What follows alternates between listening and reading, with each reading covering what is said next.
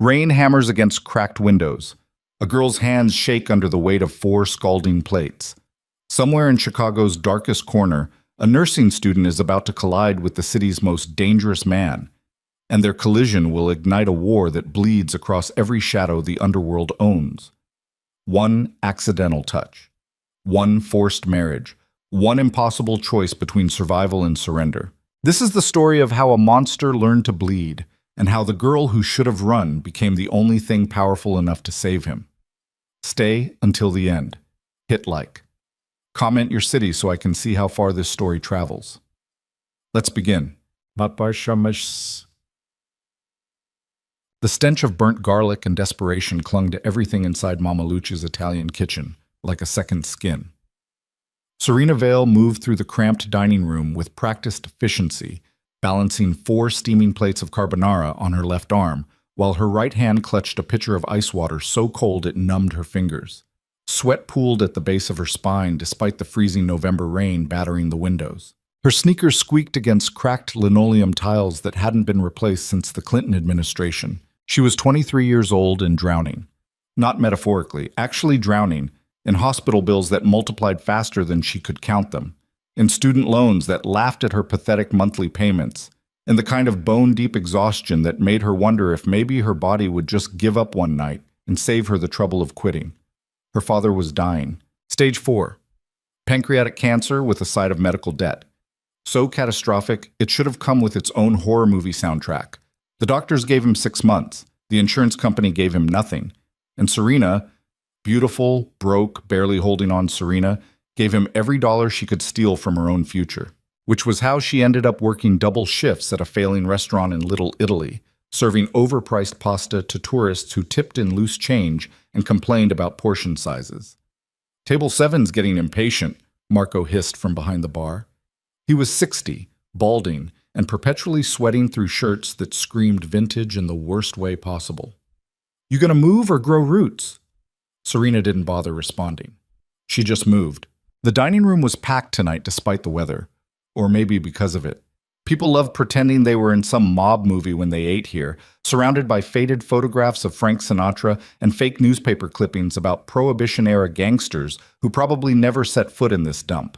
The whole place was a lie, wrapped in marinara sauce, and sold to idiots who thought ambiance meant dim lighting and Dean Martin on loop. She delivered the plates with mechanical precision.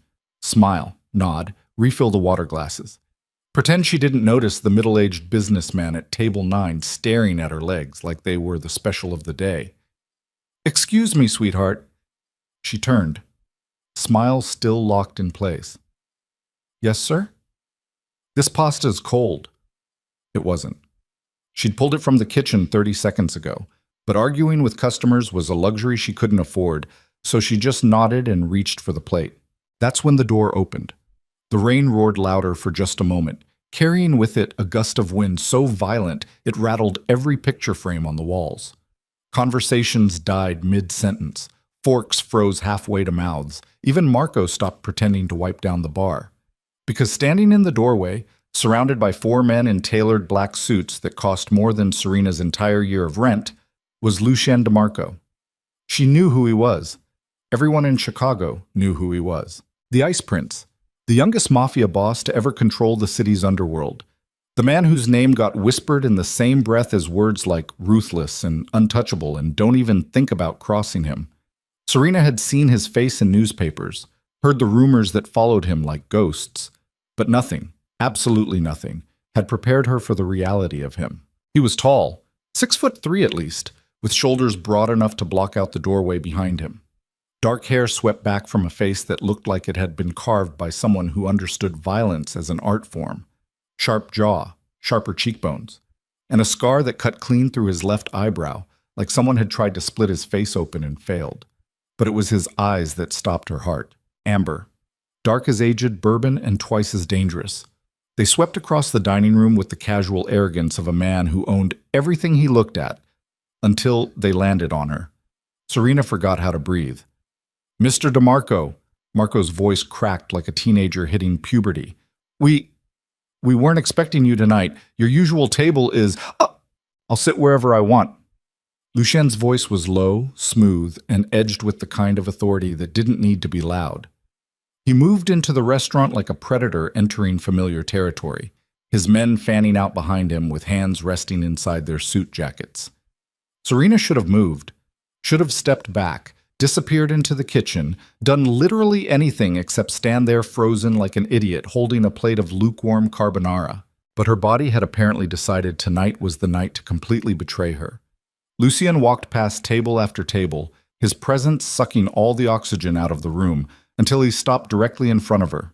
Up close, he was even more terrifying. She could smell expensive cologne mixed with something darker, leather and gunpowder and secrets. "You work here." It wasn't a question. Her voice came out strangled. She cleared her throat. Tried again. "Yes. Can I get you a table?" His gaze traveled over her face with unsettling intensity, like he was memorizing every detail. The tiny scar above her left eyebrow from a childhood fall, the exhaustion bruising the skin beneath her eyes, the way her pulse hammered visibly at the base of her throat. "What's your name?" This was wrong. Everything about this moment felt wrong. Men like Lucien DeMarco didn't ask waitresses their names. They didn't look at ordinary girls like they were puzzles worth solving. "Serena." Something flickered across his expression, too quick to name.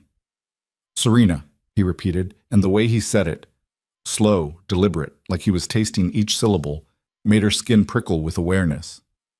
"I'll take the back booth." He moved past her, and Serena finally remembered how her lungs worked. The next hour blurred into controlled chaos. She wasn't assigned to Lucien's section, but Marco shoved her in that direction anyway with a look that screamed, "Don't screw this up." So she found herself approaching the back booth where Chicago's most dangerous man sat surrounded by his soldiers, all of them watching her like wolves, deciding whether she was prey or entertainment. "What can I get you?" She kept her voice steady, professional, ignored the way Lucien's eyes tracked every micro-movement she made. "Whiskey? Neat." He paused. "You look tired." The observation landed like a slap. "I'm fine." "You're lying." Heat crawled up her neck.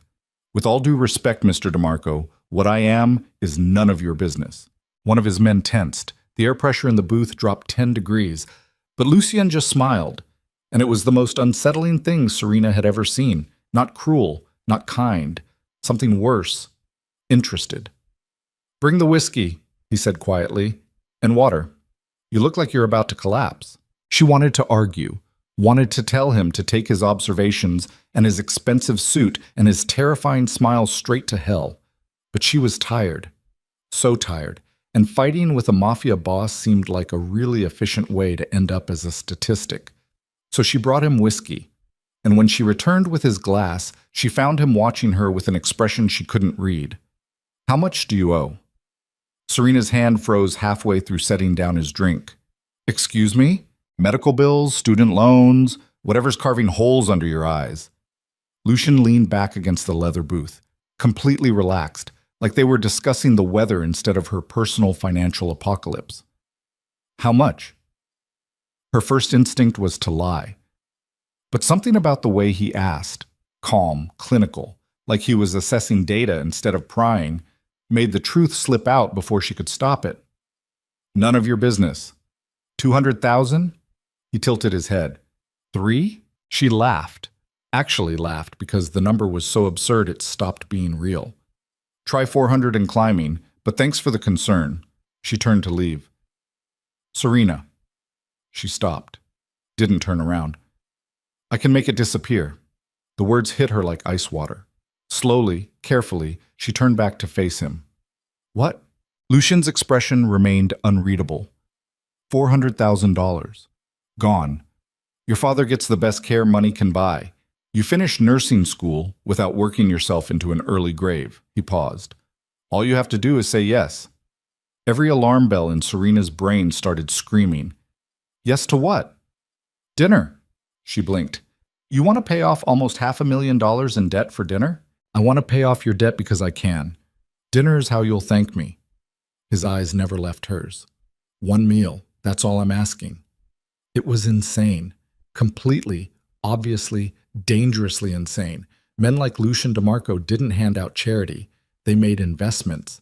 And Serena had watched enough true crime documentaries to know that accepting money from a mafia boss was basically signing your soul over in blood. "No," she said.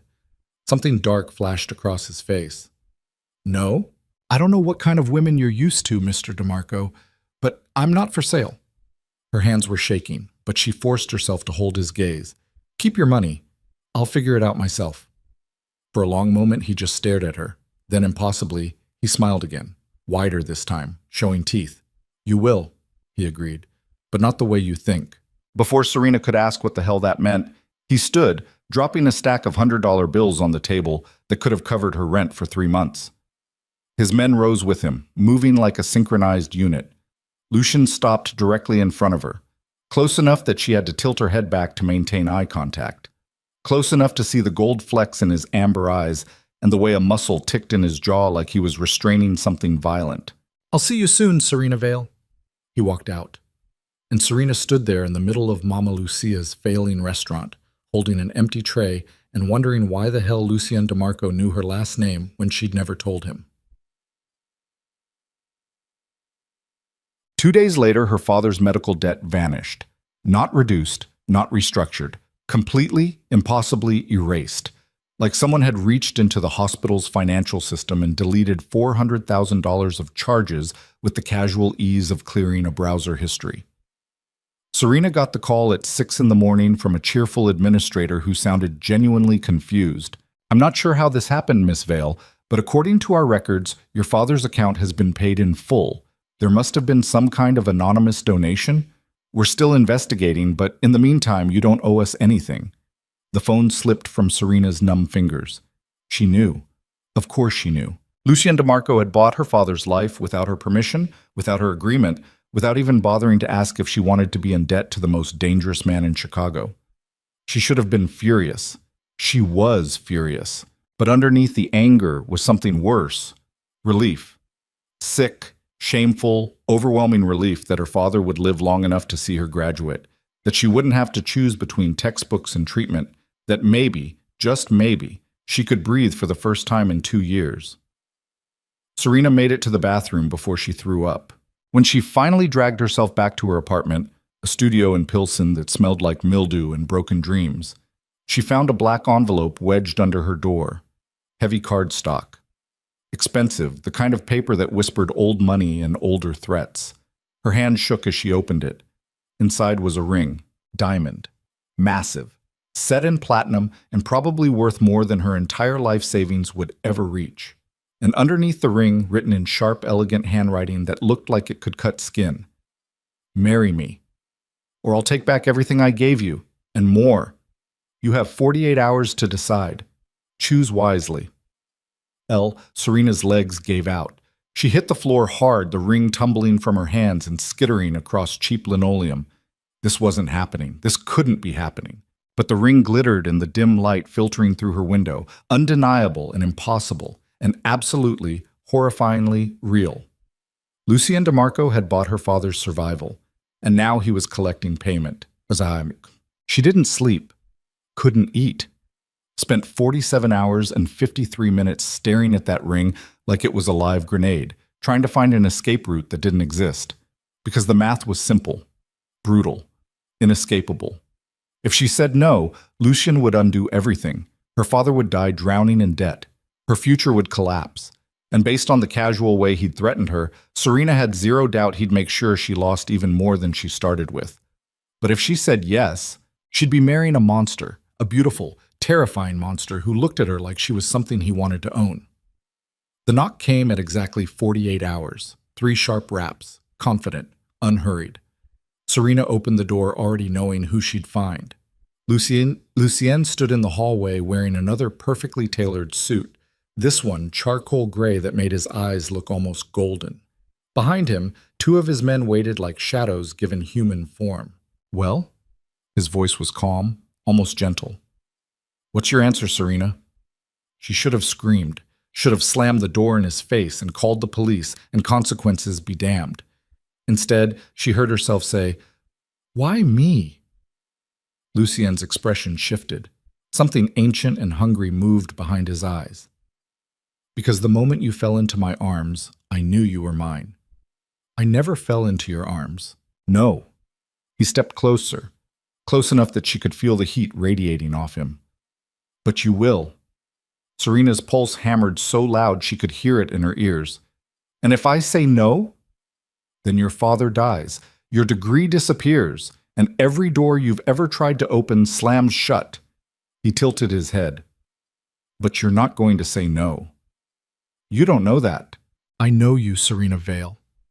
His hand came up, and she flinched, but he didn't touch her, just held the ring between them like an offering and a threat. I know you'd set yourself on fire to keep the people you love warm. I know you're drowning and too proud to ask for help.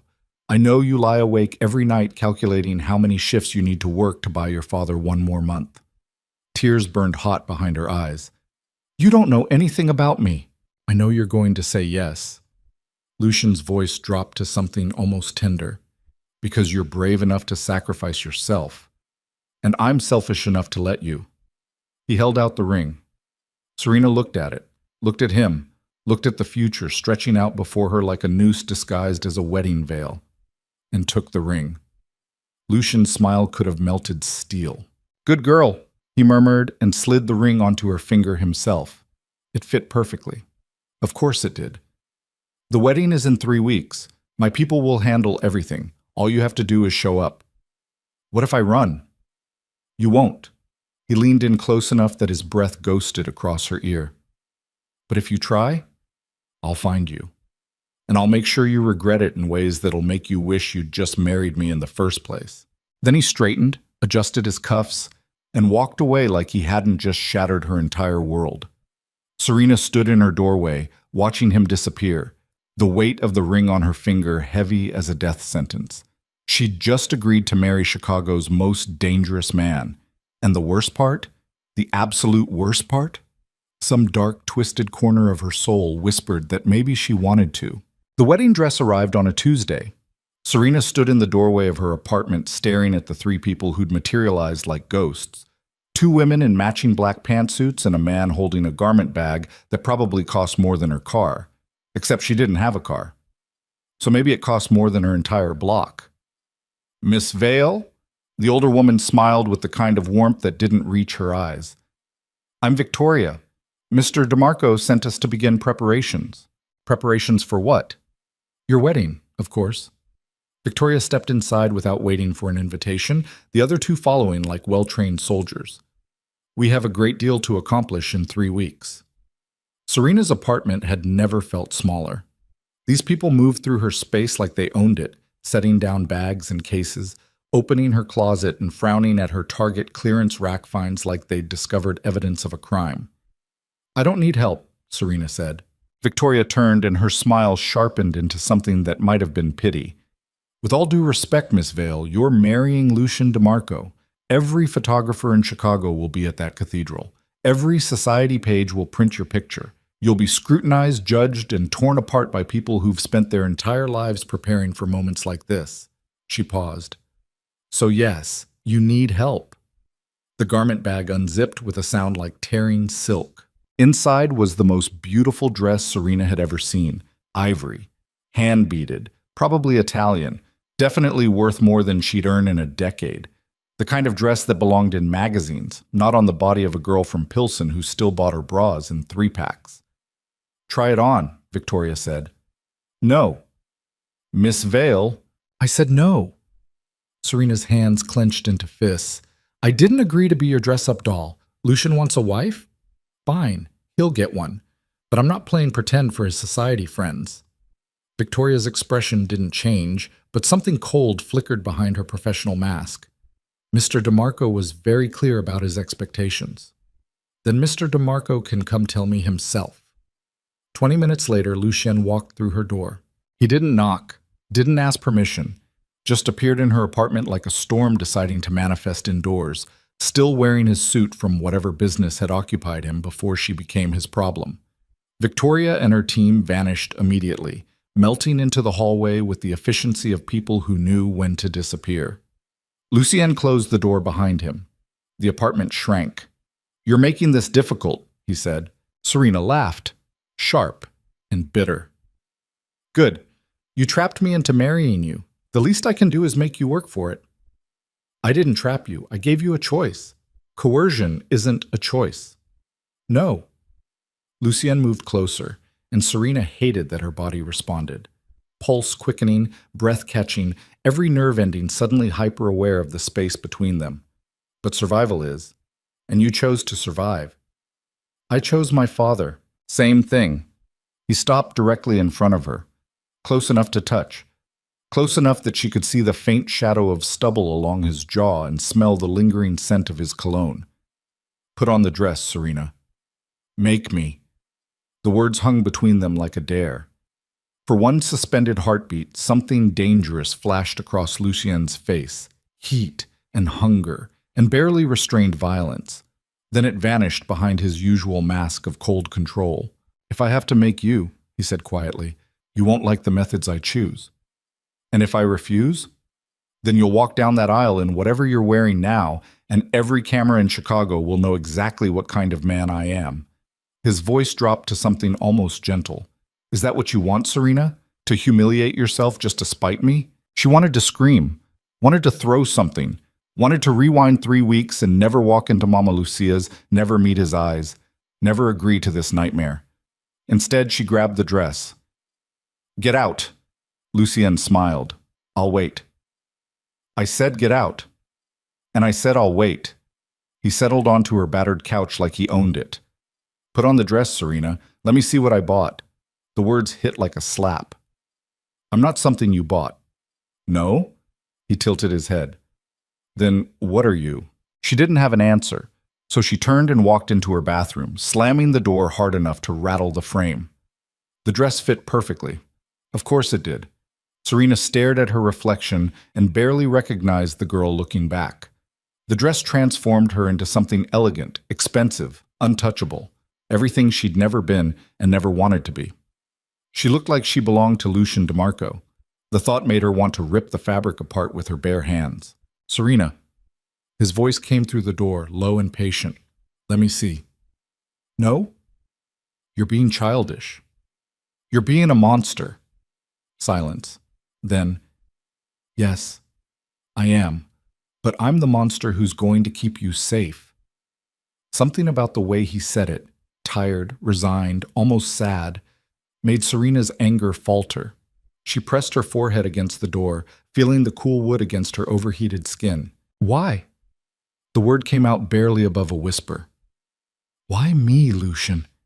You could have anyone. Why force someone who doesn't want you?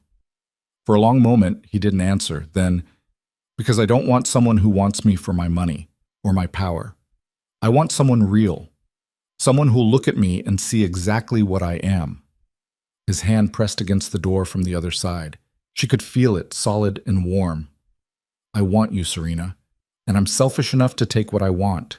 Even if it destroys me, I won't let it destroy you. His voice roughened. I'll burn the whole city down before I let anything hurt you, including myself. Serena closed her eyes, tried to ignore the way her heart stumbled over his words like they meant something. They didn't. They couldn't. She opened the door. Lucien stood on the other side, and when his eyes landed on her, everything stopped. His expression cracked, just for a second, just long enough for her to see something raw and hungry underneath, before that mask of control slammed back into place. Beautiful, he breathed. Serena wanted to argue, wanted to tell him she looked ridiculous, that this dress belonged on someone else, that she'd never be the wife he was pretending she could be. But the way he looked at her, like she was something precious and devastating and entirely his, stole every word from her mouth. The wedding is Saturday, Lucien said, his voice carefully neutral. 3 o'clock, Cathedral of the Assumption. That's in 5 days. I know. I need more time. No. He stepped closer. You need less time to talk yourself out of this. 5 days, Serena, then you're mine. I'll never be yours. Lucien's hand came up and she flinched, but he just tucked a loose strand of hair behind her ear with surprising gentleness. Keep telling yourself that, he murmured. Maybe one day you'll believe it. Then he left, and Serena stood alone in her apartment wearing a wedding dress that cost more than her life, wondering when exactly she'd lost control of everything. The next 4 days blurred into a nightmare dressed up as preparation. Victoria returned with an army: hairstylists, makeup artists, people whose entire job was apparently teaching Serena how to walk in heels without looking like a baby giraffe. They invaded her apartment, her schedule, her entire existence with the ruthless efficiency of a military operation. Serena's father noticed. "You seem different," he said during one of her visits to the hospital. He looked better, actually better, not just better, for a dying man. The experimental treatment Lucien's money had bought was working. Color had returned to his cheeks.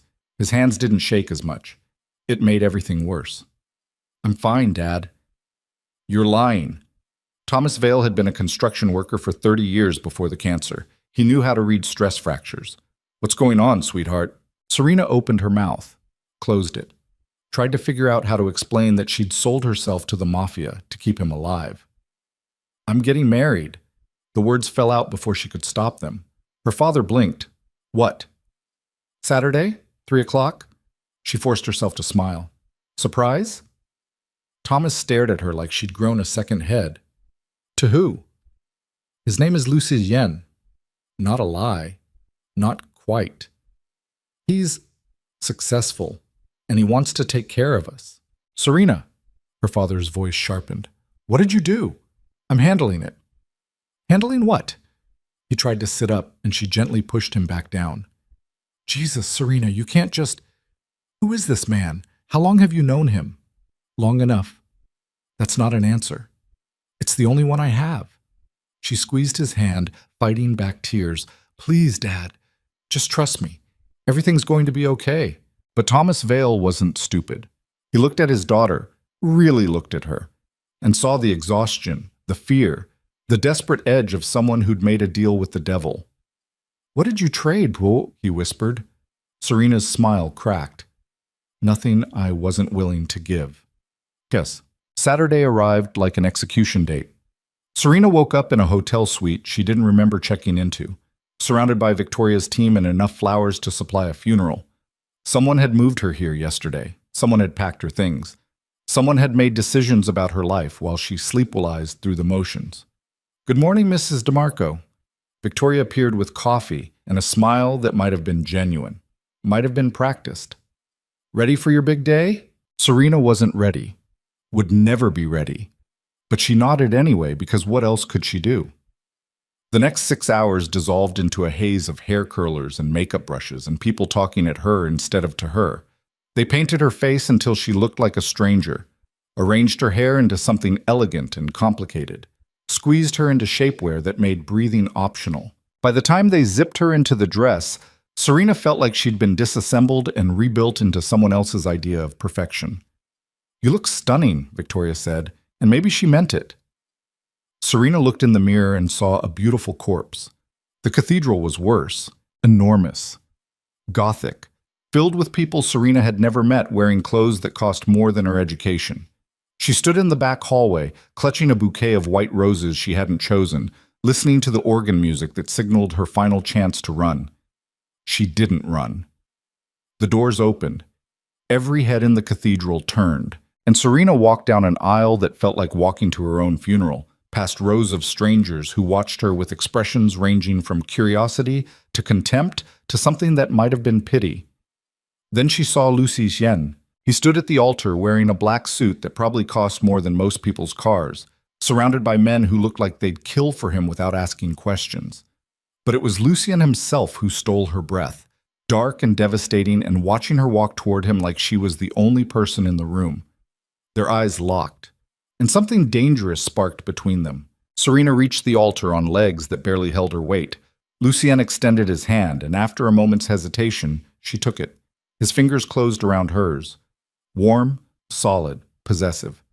The officiant started talking. Words about love and commitment and forever. All lies. Beautiful, poisonous lies. "Do you, Lucien Alexander DeMarco, take Serena Marie Vale to be your lawfully wedded wife?" "I do." No hesitation, no doubt. like he'd been waiting his entire life to say those words. And do you, Serena Marie Vale, take Lucian Alexander DeMarco to be your lawfully wedded husband? This was it, her last chance. She could say no, could walk away, could let her father die and her future crumble, but keep her soul intact. Serena looked at Lucien and saw the truth in his eyes. He knew exactly what he was asking, knew exactly what it cost her, and would take it anyway because he was exactly the monster everyone said he was. I do, she whispered. Lucien's hand tightened on hers. You may kiss the bride. He leaned in slowly, giving her time to pull away, to refuse, to make one last stand. But Serena didn't move, just closed her eyes and felt Lucien's mouth brush against hers in a kiss that was surprisingly gentle, almost tender, and completely, utterly devastating. The cathedral erupted in applause that sounded like thunder. Serena opened her eyes and found Lucien staring at her with an expression she couldn't read. Hello, wife, he murmured. And just like that, her life as she knew it ended. Way. The reception was held at the Drake Hotel in a ballroom that looked like it had been designed specifically to make poor people feel inadequate. Crystal chandeliers, marble floors, tables decorated with centerpieces that probably cost more than Serena's monthly rent. She sat at the head table next to Lucien, smiling until her face ached, while an endless parade of strangers approached to offer congratulations that felt like veiled threats. You're doing well, Lucien murmured during a brief lull. His hand rested on her thigh under the table, possessive, warm, impossible to ignore. I'm dying inside. I know. He squeezed gently. But you're beautiful when you suffer. She should have been horrified, should have recoiled, should have thrown her champagne in his face and damned the consequences. Instead, she laughed, sharp and bitter and a little unhinged. Lucien's eyes darkened with something that might have been approval. The speeches started around 9. Lucien's best man, a scarred mountain of a man named Marcus, stood and delivered what might have been the most terrifying toast Serena had ever heard. It was all coded language and inside jokes that sounded like confessions to crimes she didn't want to know about. Then it was her father's turn. Thomas Vale had been discharged from the hospital that morning specifically for this. He stood slowly, leaning on his cane, looking healthier than he'd been in months, but still frail enough to break Serena's heart. I've known my daughter for 23 years, he began, his voice carrying across the silent ballroom. And in all that time, I've never seen her back down from a fight. She's brave, stubborn, too smart for her own good. He paused, his eyes finding hers across the room. Serena, if you're happy, then I'm happy.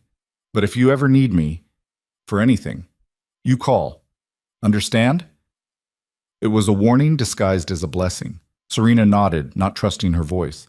Thomas sat down, and Lucien's hand tightened on her thigh, hard enough to bruise. Your father's perceptive, he said quietly. He knows I didn't choose this. No, he knows you chose him over yourself. Lucien's voice dropped to something almost gentle. And he hates himself for it. The words hit like a knife between her ribs. Because he was right. They left the reception around midnight. Lucien's driver navigated through downtown Chicago while Serena stared out the window, watching the city blur past in streaks of neon and shadow. Where are we going? She asked. Home. I have an apartment. Not anymore. Lucien didn't look at her. I had your things moved this morning. Rage flared hot and sudden in her chest. You had no right. I have every right. You're my wife now. He turned to face her, and the intensity in his eyes made her breath catch. That apartment was barely fit for rats. You'll live somewhere worthy of your position. My position as your prisoner? My position as my wife.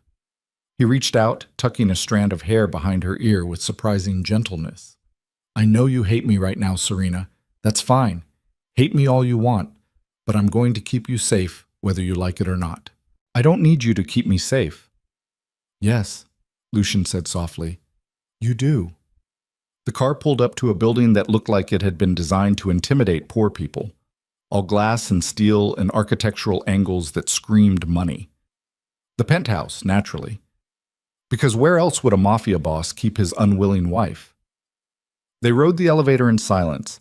Lucien's hand rested on the small of her back.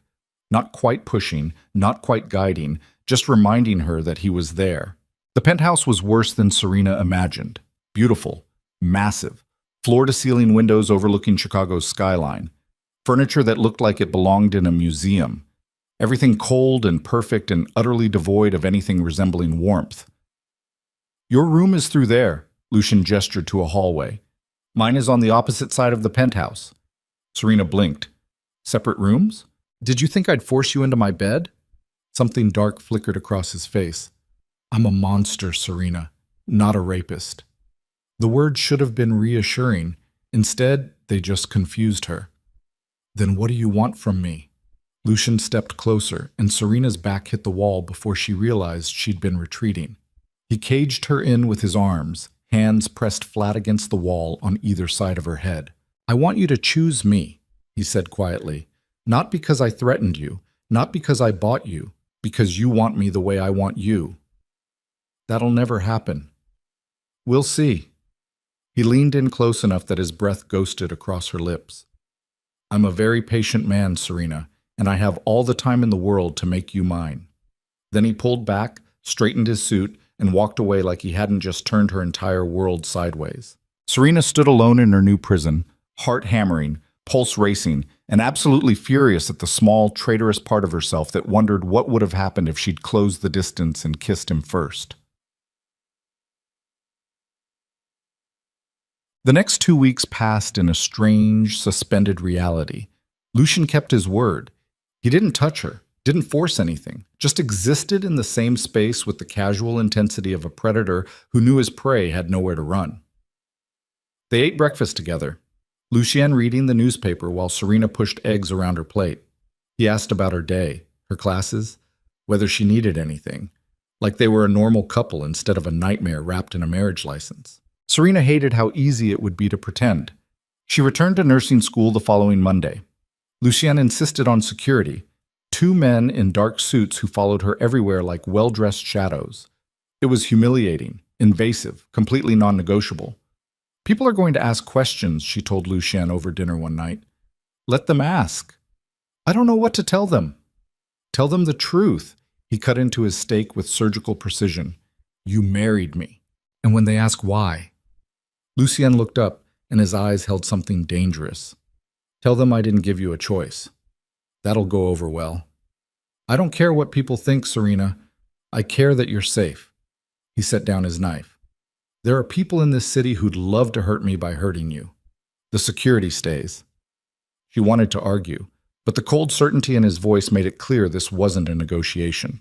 So she adapted, learned to ignore the bodyguards, learned to deflect questions from classmates who noticed her new last name and the ring she couldn't take off, learned to exist in this strange limbo between captivity and something that almost resembled normal life. But at night, alone in her enormous bedroom, Serena lay awake and listened to the sound of Lucian moving through the penthouse. He didn't sleep much. She'd hear him pacing, talking in low voices on phone calls that sounded like threats disguised as business. Sometimes, late at night, she'd catch him standing by the windows overlooking the city, silhouetted against the lights like something carved from shadow. And once, just once, she'd gotten up to use the bathroom and found him standing outside her door, just standing there, watching. Their eyes met. Neither of them said anything. Then Lucian turned and walked away, and Serena locked her door with shaking hands. Everything changed the night she came home to find Lucian covered in blood. She walked into the penthouse around 10 after a late study session, expecting to find him working in his office or brooding by the windows. Instead, he was standing in the living room, perfectly still, while blood dripped from his knuckles onto the pristine white carpet. "Jesus Christ!" Serena dropped her bag. "What happened?" Lucian turned slowly, and the look on his face made her blood run cold, flat, empty. The expression of a man who'd just done something unforgivable and felt nothing about it. "Business," he said. "That's not business. You're hurt. It's not my blood." The words hung in the air like smoke. Serena should have run, should have been horrified, should have remembered exactly what kind of man she'd married. Instead, she moved closer. "Whose blood is it?" Lucian's jaw ticked. "No one you need to worry about." "Lucian, they were asking questions about you." His voice went deadly quiet. About where you go, what you do, who you talk to. So I made sure they'd never ask again. Understanding crashed over her like ice water. You killed someone because they were curious about me? I killed someone because they were a threat. His eyes burned into hers. And I'll kill anyone else who even thinks about touching what's mine. Serena's heart hammered against her ribs. I'm not yours. Yes. Lucian closed the distance between them in 2 strides, backing her against the wall with the same casual dominance he'd shown on their wedding night. You are. You can't just murder people because I can, I will, and I won't apologize for it. His blood-stained hand came up, cupping her face with surprising gentleness. I told you I'd keep you safe, Serena. I meant it. She should have been terrified, should have seen him for exactly what he was. A monster who killed without hesitation, who trapped her in a gilded cage and called it protection. But all she could think about was the way he was looking at her, like she was something worth destroying the world for. This is insane, she whispered. I know. You're insane. I know that too. His thumb brushed across her cheekbone. But I'm your insane, and you're stuck with me. Lucienne, he kissed her, hard, desperate. Nothing like the gentle press of lips at their wedding. This was heat and hunger and months of restraint finally snapping like a wire pulled too tight. Serena's brain screamed at her to push him away. Her body had other ideas. She kissed him back. Lucienne made a sound low in his throat, something between a growl and a groan, and pressed her harder against the wall. His hands tangled in her hair. His body covered hers completely, and Serena felt herself drowning in him, in the taste of whiskey and violence and something darker she didn't have a name for. Then reality crashed back. She shoved him, hard. Lucienne stumbled back, chest heaving, eyes wild. Don't, Serena gasped. Don't do that again. Why? His voice came out raw. Because you didn't want it? Or because you did? She didn't answer, couldn't answer. Because the truth was terrifying. She'd wanted it, wanted him, and that was worse than anything he could have forced on her. Go to bed, Serena, Lucian said quietly, before I stop being a gentleman. She ran, locked herself in her bedroom and pressed her back against the door, heart racing, lips still burning from his kiss. And for the first time since this nightmare began, Serena admitted the truth she'd been trying to ignore. She was falling for her husband, the monster who'd bought her, trapped her, killed for her, and she had absolutely no idea how to stop it. The next morning, Lucian acted like nothing had happened. Breakfast, newspaper, polite conversation. But Serena could feel the shift in the air. Something had broken between them last night. Or maybe something had finally clicked into place. She didn't know which was worse. I have a meeting tonight, Lucian said over coffee. Don't wait up. I never do. His eyes flicked up to hers, dark and unreadable. No, I suppose you don't. He left.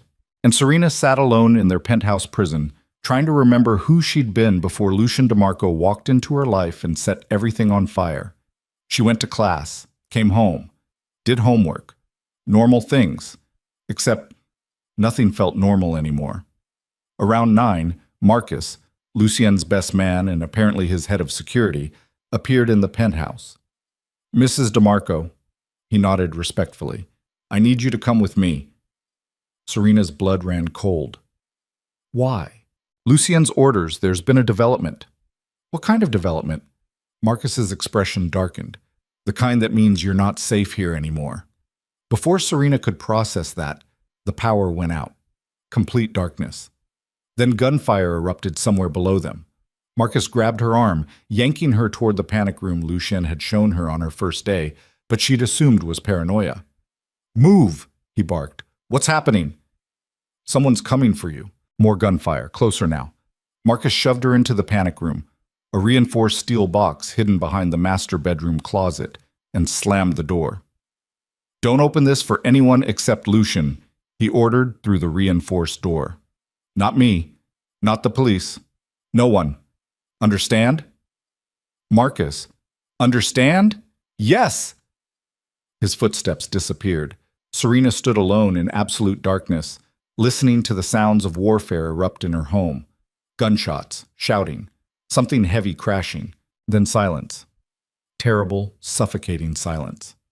Serena pressed her ear against the door, barely breathing. Footsteps. Slow, deliberate. Someone was in the bedroom. Serena. A voice she didn't recognize, male, smooth, amused. I know you're in there, little mouse. Come out. Let's talk. She didn't move. Didn't breathe. Your husband killed my brother last night, the voice continued. Messy business, so I thought I'd return the favor. Eye for an eye. Wife for a brother. Terror flooded through her veins, but I'm a reasonable man, so I'll give you a choice. The door handle rattled. Come out now and I'll make it quick. Make me work for it, and I'll make sure you suffer first. Serena's hand found the gun Lucian had left in the panic room. She'd never fired a weapon in her life. She clicked off the safety anyway. The door exploded inward, and Serena found herself staring at a stranger holding a gun pointed directly at her head. Hello, Mrs. DeMarco, he smiled. Time to... His head exploded. Just exploded. Blood and brain matter sprayed across the panic room walls as the man collapsed. Behind him stood Lucien, holding a smoking gun, covered in more blood than last night, eyes absolutely feral.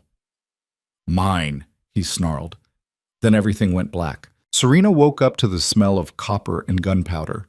Her ears rang, her head throbbed, and when she tried to move, strong hands pressed her shoulders down against something soft. Don't, Lucien's voice cut through the fog. You passed out. Just breathe. She opened her eyes. They were still in the penthouse, still in the bedroom, but the panic room door hung off its hinges and the carpet was soaked with blood that wasn't hers. The body of the man who'd tried to kill her had been dragged away, leaving a streak of crimson across the hardwood floor like a grotesque painting. Lucien crouched beside her, his face inches from hers. Blood splattered across his shirt, his hands, his jaw. But his eyes, those terrifying amber eyes, held something she'd never seen before. Fear. Are you hurt? His hands moved over her arms, her shoulders, checking for injuries with the frantic precision of a man convinced he'd find something broken. Did he touch you? Did anyone... I'm fine. Her voice came out hoarse. You killed him. I killed all of them. Lucian's hand stilled on her face. 6 men. They came for you, Serena. Walked into my home and tried to take what's mine. She should have been horrified, should have pushed him away, should have done literally anything except lean into his touch like it was the only thing keeping her grounded. Who were they? Rossi family. Lucian's jaw clenched so hard she heard his teeth grind. Antonio Rossi's brother came for revenge, and he brought friends. The man you killed last night was asking questions he shouldn't have been asking. Lucien pulled back, running a blood-stained hand through his hair. I thought I'd sent a message. Turns out I just started a war. Serena's stomach dropped. War? The Rossis won't let this go. They'll come again, harder, smarter. He stood abruptly, pacing like a caged animal. I need to move you somewhere safe. Safe. Serena pushed herself up on shaking arms. Lucien, nowhere is safe, not as long as I'm married to you. He stopped, turned, and the look on his face was so raw it hurt to witness. Do you want out? The words came out quiet, lethal. Is that what you're saying? You want a divorce? She opened her mouth, closed it, because the answer should have been obvious. Yes, of course she wanted out, wanted to go back to her small apartment and her normal life, and a world where people didn't try to murder her in her own bedroom. But when she looked at Lucien, covered in blood he'd spilled to protect her, eyes wild with fear he'd never admit to, standing in the wreckage of a home he'd turned into a battlefield to keep her safe, the word wouldn't come. I don't know what I want, she whispered. Lucien laughed, sharp, bitter. At least you're honest. He walked out, and Serena sat alone in a bedroom that smelled like death, trying to figure out when exactly she'd stopped wanting to escape and started wanting to stay. Marcus appeared 20 minutes later with 3 other men she didn't recognize. They moved through the penthouse like surgical strike team, cleaning blood, removing bodies, erasing evidence with the efficiency of people who'd done this before, too many times before. Mrs. DeMarco!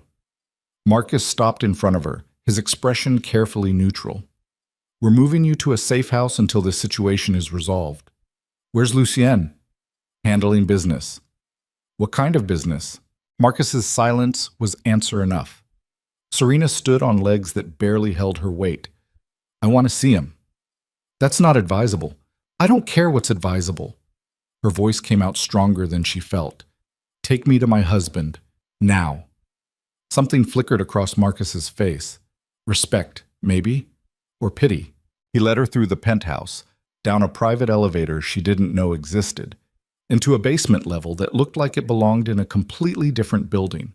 Concrete walls, harsh fluorescent lights, and at the far end, behind a reinforced steel door, the sound of someone screaming.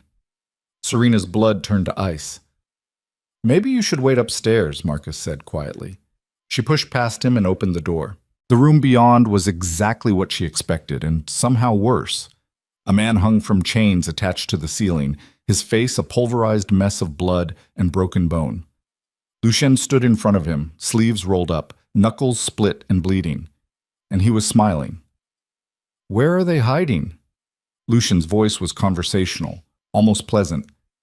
I'm going to find them either way. You're just deciding how much you suffer first. The man sobbed something unintelligible. Lucien hit him again. Lucien! Serena's voice cracked like a whip. He spun around, and for one terrible second she didn't recognize him. This wasn't her husband. This was something else, something ancient and violent that wore Lucien's face like a mask. Then his expression cleared, and he was just a man again, a man covered in someone else's blood. Serena. He stepped toward her. You shouldn't be here. What are you doing? Getting answers. He glanced back at the broken man hanging from the ceiling. Paolo here was kind enough to volunteer information about the Rossi family's operations. Weren't you, Paolo? The man whimpered. Serena felt bile rise in her throat. This is torture. This is business. This is insane shit. This is war. Lucien's control snapped like a breaking bone. They came into my home, tried to take you. And you think I'm just going to let that slide? He moved closer, and she held her ground even though every instinct screamed to run. I told you I'd burn the city down to keep you safe. Did you think I was being poetic? I thought you were being a monster. I am a monster. His hand came up, cupping her face with fingers still wet with blood. But I'm your monster, Serena, and monsters don't play fair. She should have been disgusted, should have recoiled from his touch. Instead, she leaned into it. Let him go, she said quietly. Lucien's eyes narrowed. What? Paolo, let him go. You've made your point. He tried to kill you. And you killed everyone who helped him. Serena held his gaze. Torturing him won't change anything. It just makes you the thing they say you are. For a long moment, Lucien just stared at her. Then he turned and walked back to Paolo, grabbing a knife from a nearby table. Serena's heart stopped. But Lucien just cut the chains. Paolo collapsed to the floor, sobbing. Get him out of here, Lucien ordered Marcus. Drop him at a hospital. Make sure he knows what happens if he talks. Marcus nodded and dragged Paolo away. The room emptied, leaving just Serena and Lucien standing in the aftermath of violence. You're going to get yourself killed doing this, Lucien said quietly. Making me weak. I'm not making you weak. I'm making you human. He laughed, harsh and broken. There's a difference? Serena stepped closer, close enough to see the exhaustion carved into the lines of his face. When's the last time you slept? Sleep is for people who don't have enemies. Lucien, I can't lose you. The words ripped out of him like confession. I know you hate this. Hate me. Hate everything I've turned your life into, but I can't. His voice cracked. If something happens to you because of me, I'll burn the entire city down. And I won't stop until there's nothing left. Serena reached up and touched his face. He flinched like she'd struck him. I don't hate you, she whispered. Lucien closed his eyes. You should. When he opened them again, the vulnerability had vanished behind his usual mask of cold control. Marcus is taking you to a safe house. You'll stay there until I handle the Rossis. I'm not leaving you. Yes, you are. Lucien, this isn't a negotiation, Serena. His hands gripped her shoulders. Not hard, just firm enough to make his point. The Rossis want me to suffer, and the best way to make me suffer is through you. So you're going somewhere they can't find you until this is over. And if it's never over, he smiled, sad and terrible. Then you'll spend the rest of your life in hiding. But at least you'll have a life. Before she could argue, he kissed her, desperate, hungry, like he was trying to memorize the taste of her before she disappeared.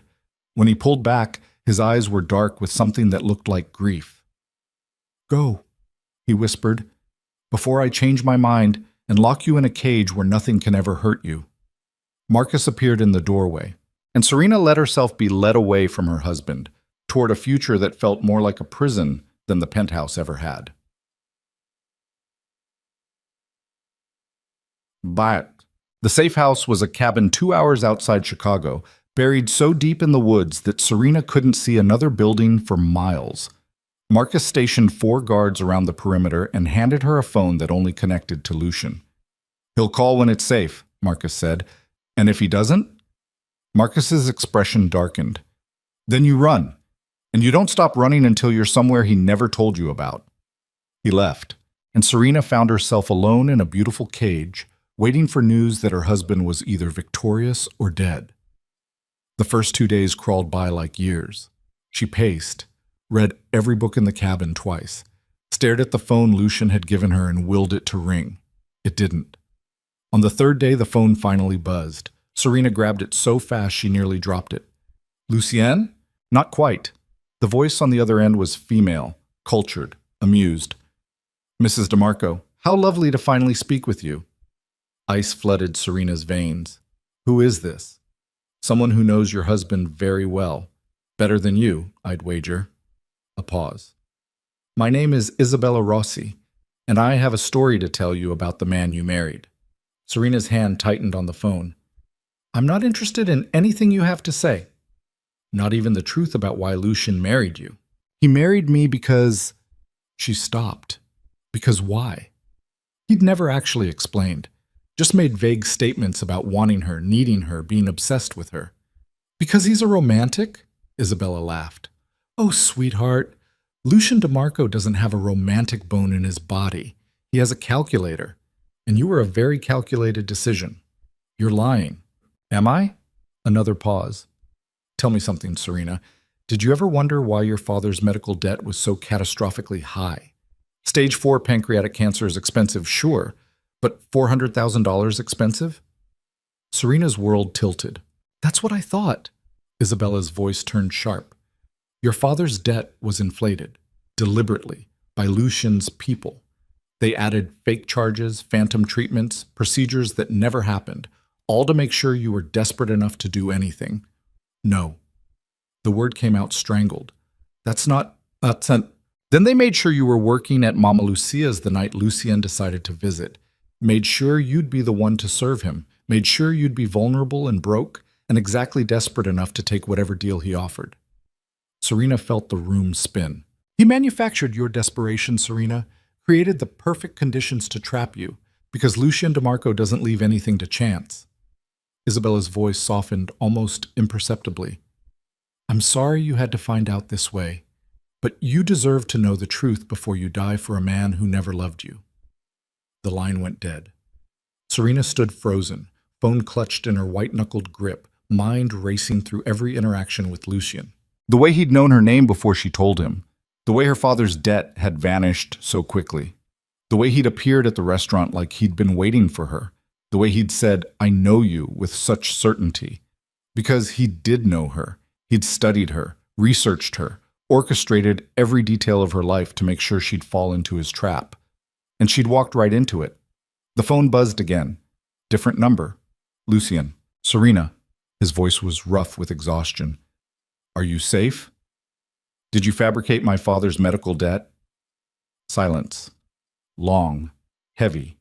Damning. "Serena, answer the question." Her voice came out deadly calm. "Did you fabricate my father's debt?" More silence. Then, "Yes." The word detonated like a bomb. "You destroyed my life on purpose," she whispered. "Made me desperate. Made me dependent. Also, I'd have no choice but to marry you. It wasn't like that. Then what was it like, Lucy? She was screaming now, tears streaming down her face. Explain to me how manipulating someone into marrying you is anything other than exactly what it looks like. I needed you. You needed a puppet. She hurled the phone across the room. It shattered against the wall. Then she collapsed, just crumpled to the floor and sobbed until her throat was raw and her eyes burned and she had nothing left inside her except rage and heartbreak and the terrible understanding that everything, absolutely everything, had been a lie. Lucian didn't love her. He'd just been very, very good at pretending. The guards tried to stop her. Serena broke the first one's nose with a lamp, stole his gun, and held the other three at gunpoint until they backed away from the door. Mrs. DeMarco, please. I'm not Mrs. DeMarco. She cocked the gun with shaking hands. I'm the idiot who believed a monster when he said he loved her, but that's over now. She ran, into the woods, into the darkness, into a future that didn't include Lucien DeMarco's beautiful lies. Branches tore at her clothes. Roots tried to trip her.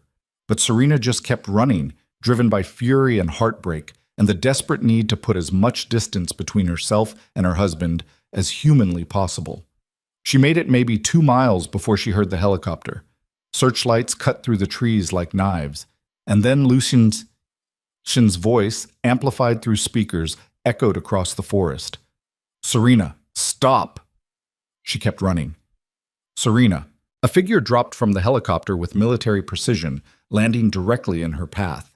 Lucien stood there in tactical gear, eyes wild, face carved from stone. Move, Serena snarled, raising the stolen gun. No, I will shoot you. Then shoot me. He spread his arms wide. Put a bullet in my chest, end this. But you're not running from me, Serena. Not now. Not ever. Her finger tightened on the trigger, but she couldn't do it. Couldn't pull the trigger. Couldn't kill the man she loved, even though he'd destroyed her.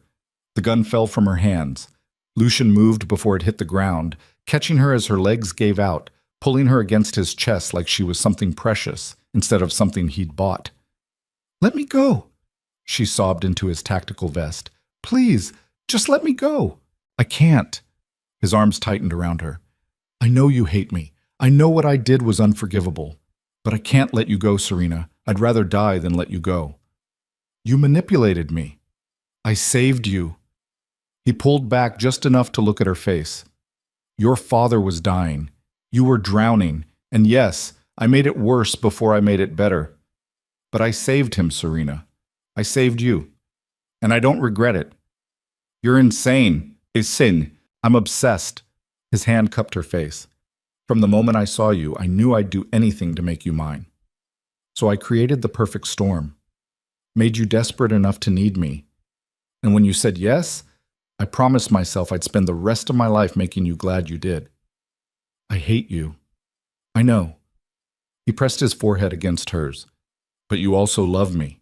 And that terrifies you even more than what I did. Serena's breath caught, because he was right. She did love him. Loved the monster who'd orchestrated her destruction. Loved the man who killed to protect her. Loved him with a desperation that made her want to tear her own heart out just to stop feeling this way. Take me back to Chicago, she whispered. Lucien pulled back, eyes searching hers. Why? Because if we're going to do this, if I'm going to be your wife for real instead of just on paper, then I need to see all of it. She met his gaze. The business, the violence, everything you've been hiding from me. I need to know exactly what I'm choosing. Serena, those are my terms, Lucien. All of it. Or none of it. For a long moment, he just stared at her. Then he smiled, sharp and dangerous, and somehow sad. All right, he agreed. But don't say I didn't warn you. He lifted her into his arms like she weighed nothing and carried her to the waiting helicopter. And as they rose into the night sky, Serena looked down at the woods she'd tried to escape through and realized the terrible truth. She'd stopped running from Lucien DeMarco. Now she was running toward him, and there was no going back from that. They landed on the roof of a building Serena didn't recognize. Downtown Chicago, commercial district. The kind of place that looked legitimate during the day and absolutely wasn't. Lucian led her inside without explanation, down concrete stairs that smelled like mildew and old violence, into a basement that had been converted into something between a war room and a throne room. Maps covered the walls, photographs of men she didn't recognize, red string connecting faces and locations like a conspiracy theorist's wet dream. And in the center of it all, sitting at a massive oak desk, was a woman Serena had never seen before. Beautiful. 40-something. Wearing a suit that cost more than Serena's education. She looked up when they entered, and her smile was all teeth. "Lucien, you brought her." The woman's eyes traveled over Serena with clinical interest. "She's prettier than the photos suggested." "Serena, this is Catherine Marconi." Lucian's hand rested on the small of her back, possessive. "She runs the East Side operations." Catherine stood, extending a hand. "Mrs. DeMarco, lovely to finally meet you." Serena didn't take it. "You knew about what he did to me." Catherine's smile didn't waver. "Of course. I helped him do it." The admission landed like a slap. "We inflated your father's medical bills," Catherine continued conversationally. "Made sure the hospital was desperate enough to accept our anonymous donation. Arranged for you to be working the night Lucien visited Mama Lucia's." She tilted her head. "You were a very well-orchestrated project, Serena. You should be flattered." "Flattered?" Serena's voice came out flat. "You destroyed my life, and I should be flattered." "We saved your father's life," Catherine corrected. "Everything else was just collateral damage." Serena turned to Lucian. "Is she serious?" "Catherine doesn't have a sense of humor," Lucian said quietly. "But she's right. We saved your father. The method was questionable. The result speaks for itself." "The result is that I'm trapped. The result is that you're alive." Catherine's voice hardened. "Do you have any idea how many people would kill to be in your position, married to the most powerful man in Chicago, protected by an empire? You could have died broke and forgotten. Instead, you're a queen." "I never wanted to be a queen." "No one ever does." Catherine sat back down. "But here we are." Lucian's hand tightened on Serena's back. "Show her the rest." Catherine's expression shifted. "Lucien, are you sure?" She wanted to see everything. "Show her." Catherine hesitated, then nodded. She pulled out a folder and slid it across the desk. Serena opened it. Inside were photographs. Crime scenes, bodies, men and women who'd been killed with surgical precision. "These are the people who threatened you," Catherine explained. "The Rossis, their associates, anyone who even thought about using you as leverage against Lucien." She paused. "He's killed 37 people in the last 6 weeks to keep you safe." Serena's hands shook. 37, and he'll kill 37 more if he has to." Catherine leaned back. "That's what you married, Serena. A man who will burn the entire world down rather than let anything happen to you. The question is, can you live with that?" Serena looked at the photographs, at the evidence of Lucian's obsession spelled out in blood and violence. Then she looked at him. "Is this what you wanted me to see?" she asked quietly. "The proof that you're a monster?" "I wanted you to see the truth." Lucien's expression was unreadable. "I manipulated you into marrying me. I've killed for you. I'll continue killing for you, and I won't apologize for any of it." He stepped closer. "You asked for all of it. This is all of it, Serena. Every ugly, violent, unforgivable piece of who I am." She should have run, should have screamed, should have done literally anything except step into his arms and press her face against his chest. But she was so tired of fighting, tired of pretending she didn't want this, didn't want him. "I hate you," she whispered into his shirt. "I know. You're a monster. I know that too. And I love you anyway." Lucien went completely still. Then his arms came around her like a vice, crushing her against him hard enough to hurt. "Say it again," he demanded. "I love you." Tears soaked into his shirt. "I love you and I hate myself for it, and I don't know how to stop." "Then don't stop." He pulled back just enough to tilt her face up. "Love me. Hate me. I don't care which. Just don't leave me, Serena, because I meant what I said. I'll burn the entire city down before I let you go." She kissed him, desperate, broken, choosing him despite every logical reason not to, and Lucien kissed her back like a drowning man finding air. When they finally broke apart, both breathing hard, Catherine cleared her throat. Touching, really. But we have a problem. Lucien's expression hardened. What problem? Isabella Rossi. Catherine pulled up a new photograph. She's called a summit. Every major family in Chicago, tomorrow night. Let me guess, Lucien said. They want to discuss the Serena problem. They want to discuss whether having a wife makes you weak enough to kill. Serena's blood ran cold. Lucien just smiled. Good. Let them try. Lucien! Catherine's voice held genuine concern. This isn't a few soldiers. This is every boss in the city. If they decide you're a liability, then I'll remind them why I'm the boss and they're not. He turned to Serena. Tomorrow night, you're coming with me. Like hell she is, Catherine snapped. That's a death sentence. She wants to see everything. Lucien's eyes never left Serena's face. So she's going to see exactly what it means to be my wife, and every man in that room is going to understand that anyone who touches her dies. Catherine stood abruptly. You're going to start a war. No. Lucien pulled Serena closer. I'm going to end one. And looking into his eyes, seeing the absolute certainty there, the willingness to destroy everything for her, Serena realized the terrible truth. She wasn't Lucien's weakness. She was his reason. And tomorrow night, the entire underworld would see exactly what happened when someone threatened the thing Lucien DeMarco loved. The dress arrived at dawn. Blood-red silk that moved like liquid fire. Backless. Dangerous. The kind of dress that made a statement before you even opened your mouth. Serena stared at it hanging in the penthouse bedroom, and her hands shook. You don't have to wear it, Lucien said from the doorway. He'd been awake all night. She could see it in the shadows under his eyes, the tension carved into his shoulders. You don't have to come at all. Yes, I do. She turned to face him. You said I wanted to see everything. This is everything. This is a room full of killers deciding whether I'm weak enough to destroy. His jaw tightened. And they'll use you as evidence. Then let them. Serena crossed to him, placed her palm flat against his chest, felt his heart hammering beneath expensive fabric. I'm done hiding, Lucien. If I'm your wife, then I stand beside you, not behind you. Something fierce and terrible flashed across his face. You have no idea what you're walking into. So tell me. Lucien grabbed her wrist. Not hard, just firm enough to make his point. Isabella Rossi wants me dead. She's convinced every family in Chicago that I've gone soft, that loving you has made me vulnerable. And tonight, she's going to push them to vote on whether I'm still fit to lead. And if they vote no, then they'll try to kill me. He said it like he was discussing the weather. And when they fail, I'll kill every last one of them. Serena's breath caught. Lucien, I won't let them touch you. His other hand came up, framing her face.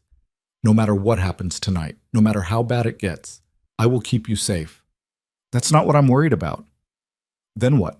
She looked into his eyes, those amber eyes that had haunted her since the moment they met. I'm worried that you'll do something stupid trying to protect me, that you'll get yourself killed because you can't stand the thought of me getting hurt. Lucien smiled, sharp, predatory. You're absolutely right to worry about that. Lucien, he kissed her, hard and desperate, and like he was memorizing the taste of her in case it was the last time. When he pulled back, his eyes were dark with something that looked like grief. Wear the dress, he said quietly. Let them see exactly what I'm willing to die for. They arrived at the summit just after sunset. The location was an abandoned cathedral on the south side, all crumbling stone and shattered stained glass. The kind of place that had been forgotten by everyone except the people who needed somewhere off the grid to conduct business. Armed men lined the entrance, 10, 20, more than Serena could count. They parted like water as Lucien's car pulled up, but their eyes tracked her through the tinted windows with predatory interest. Marcus opened her door. Serena stepped out into the Chicago cold wearing nothing but red silk and her wedding ring. The effect was immediate. Every conversation died. Every head turned, and for one suspended moment the entire courtyard went absolutely silent. Then the whispers started. That's her? DeMarco's wife. Jesus, she's actually here. Lucien appeared beside her, hand settling on the small of her back. He wore all black tonight, suit, shirt, even his tie. Like he was dressed for a funeral. Maybe he was. Stay close. he murmured. Don't speak unless spoken to. And if shooting starts, I run? You hit the ground and let me handle it. His fingers pressed into her spine, possessive. I mean it, Serena. No heroics, no trying to save me. You survive. That's your only job tonight. She didn't promise anything. They walked into the cathedral together. The interior was worse than the outside. Pews had been shoved against the walls to create an open space in the center. Makeshift lighting cast harsh shadows across the assembled crowd. And seated in a semicircle around a raised platform were the most dangerous people Serena had ever seen. 12 men and 1 woman, each representing a different criminal empire, each looking at Lucien like they were deciding whether to kill him now or wait until after dinner. Isabella Rossi sat in the center. She was smaller than Serena expected, petite, almost delicate, wearing a white suit that made her look like an angel cosplaying as a mobster. But her eyes, cold, calculating, absolutely merciless, gave away the truth. This woman had killed before, would kill again, and was planning to kill tonight. Lucien? Isabella's voice carried across the cathedral with practiced ease. How kind of you to join us, and you brought a guest. Her gaze slid to Serena. Mrs. DeMarco, what a lovely dress. Red really is your color. Isabella. Lucien's voice was flat, controlled. Let's skip the pleasantries. You called this summit to question my leadership, so question it. Direct as always. Isabella stood, moving with the grace of a dancer or a killer. Probably both. Very well, I'll be blunt. You've become a liability, Lucien. Your obsession with your wife has made you reckless, violent, unpredictable. I've always been violent. Yes, but you used to be strategic about it. She gestured to the assembled bosses. You've killed 37 people in 6 weeks, started conflicts with families who were neutral, destabilized alliances that took years to build, all because you can't control yourself where she's concerned. Murmurs of agreement rippled through the crowd. Serena felt Lucien's hand tighten on her back. Those 37 people, he said quietly, threatened what's mine. I removed threats. That's not reckless. That's efficient. No. Amanda Isabella's left spoke up, older, scarred. That's obsession. And obsession makes you weak. Weak? Lucien's laugh was sharp enough to cut. I've expanded our operations into 3 new territories this year, increased revenue by 40%. Eliminated every rival stupid enough to challenge us. If that's weak, I'd hate to see what you consider strong. You've also made us targets, another voice called out, female, hard. Every family in the Midwest is watching you, waiting to see if the great Lucien DeMarco has finally lost his mind over a girl. She's not a girl. Lucien's voice dropped to something lethal. She's my wife, and anyone who forgets that won't live long enough to regret it. Isabella smiled. And there it is, the heart of the problem. You care more about her than about the empire, more about her than about any of us. She turned to address the assembled bosses. A leader who can't separate emotion from business is a leader who will get us all killed. Then challenge me. Lucien released Serena and stepped forward. You want my position? Take it. Right here. Right now. Let's settle this the old way. The cathedral went silent. Challenge by combat was brutal, final. Winner took everything. Loser died bleeding on the floor. Isabella's smile widened. I was hoping you'd say that. She snapped her fingers. The doors burst open, and 6 men entered carrying someone between them. Serena's heart stopped, because the person they dragged into the cathedral, bloodied, beaten, barely conscious, was her father. Dad! The scream tore out of her before she could stop it. Thomas Vale's head lifted. His eyes found hers, and the look of absolute defeat on his face made something inside Serena shatter. Let him go, she heard herself say.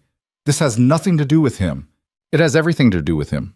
Isabella walked over to where they dumped Thomas on the stone floor. This is what Lucien doesn't understand. In our world, everything you love is a weapon someone else can use against you. She pulled out a gun, pressed it against Thomas's temple. So here's my challenge, Lucien.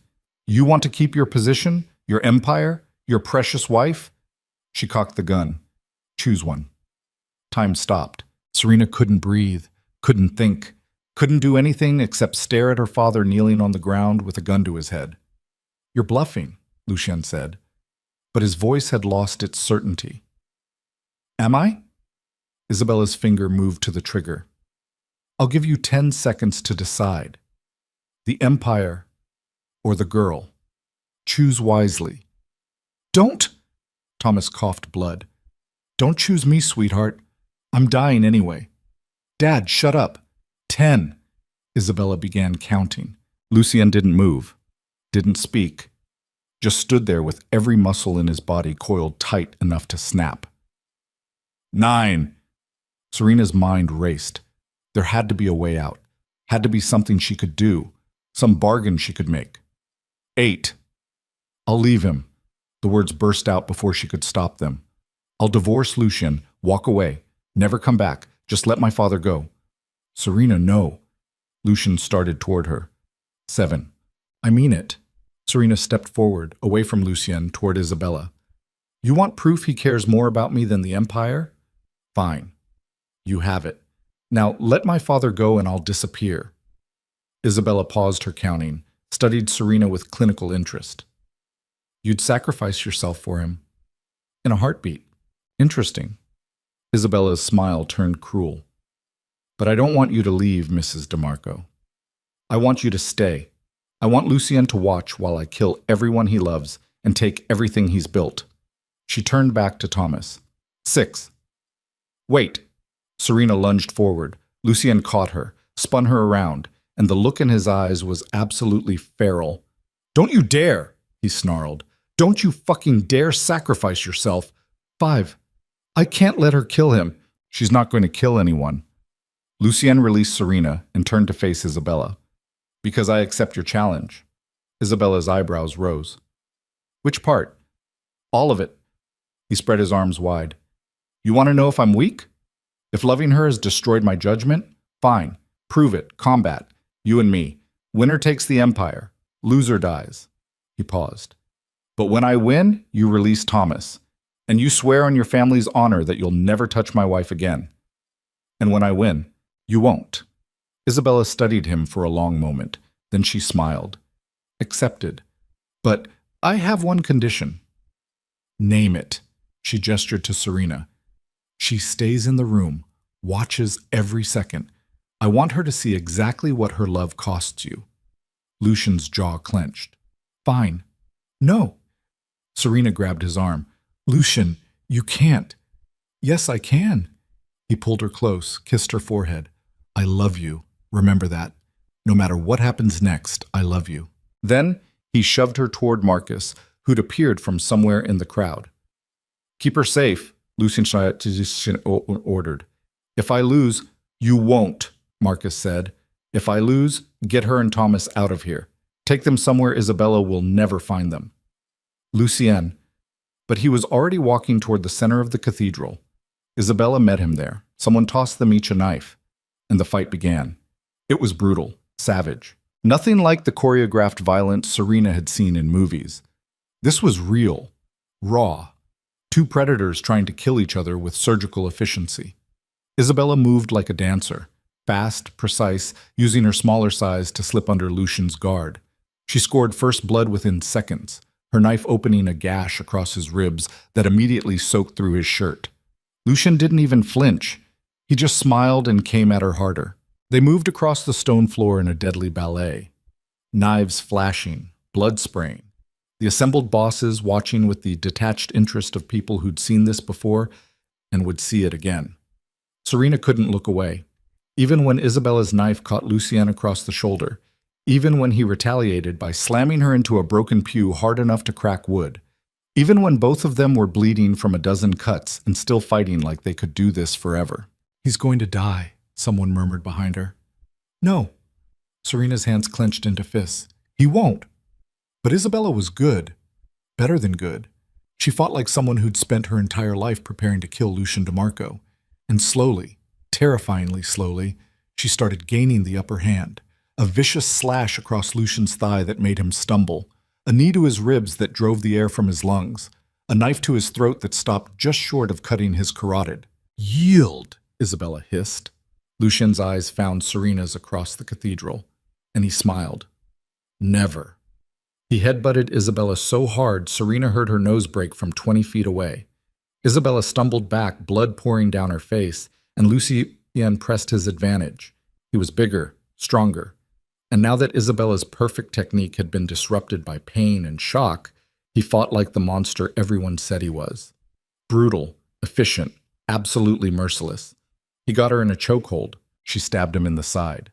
He didn't let go, just squeezed tighter while blood poured from the wound in his ribs and Isabella's face turned purple. "Lucien!" Serena screamed. "Stop! You're killing her!" "That's the point," Marcus muttered. Isabella's struggles weakened. Her knife fell from her hand. Her eyes started to roll back. And Lucien just kept squeezing, until she went completely limp. He dropped her body like garbage.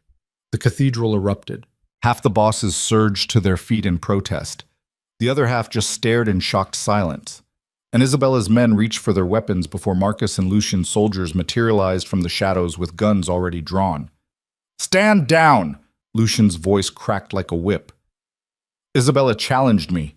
I won. Anyone who has a problem with that can be next." No one moved. Lucien swayed slightly, blood pouring from multiple wounds, and Serena broke free from Marcus's grip to run to him. She caught him before he collapsed.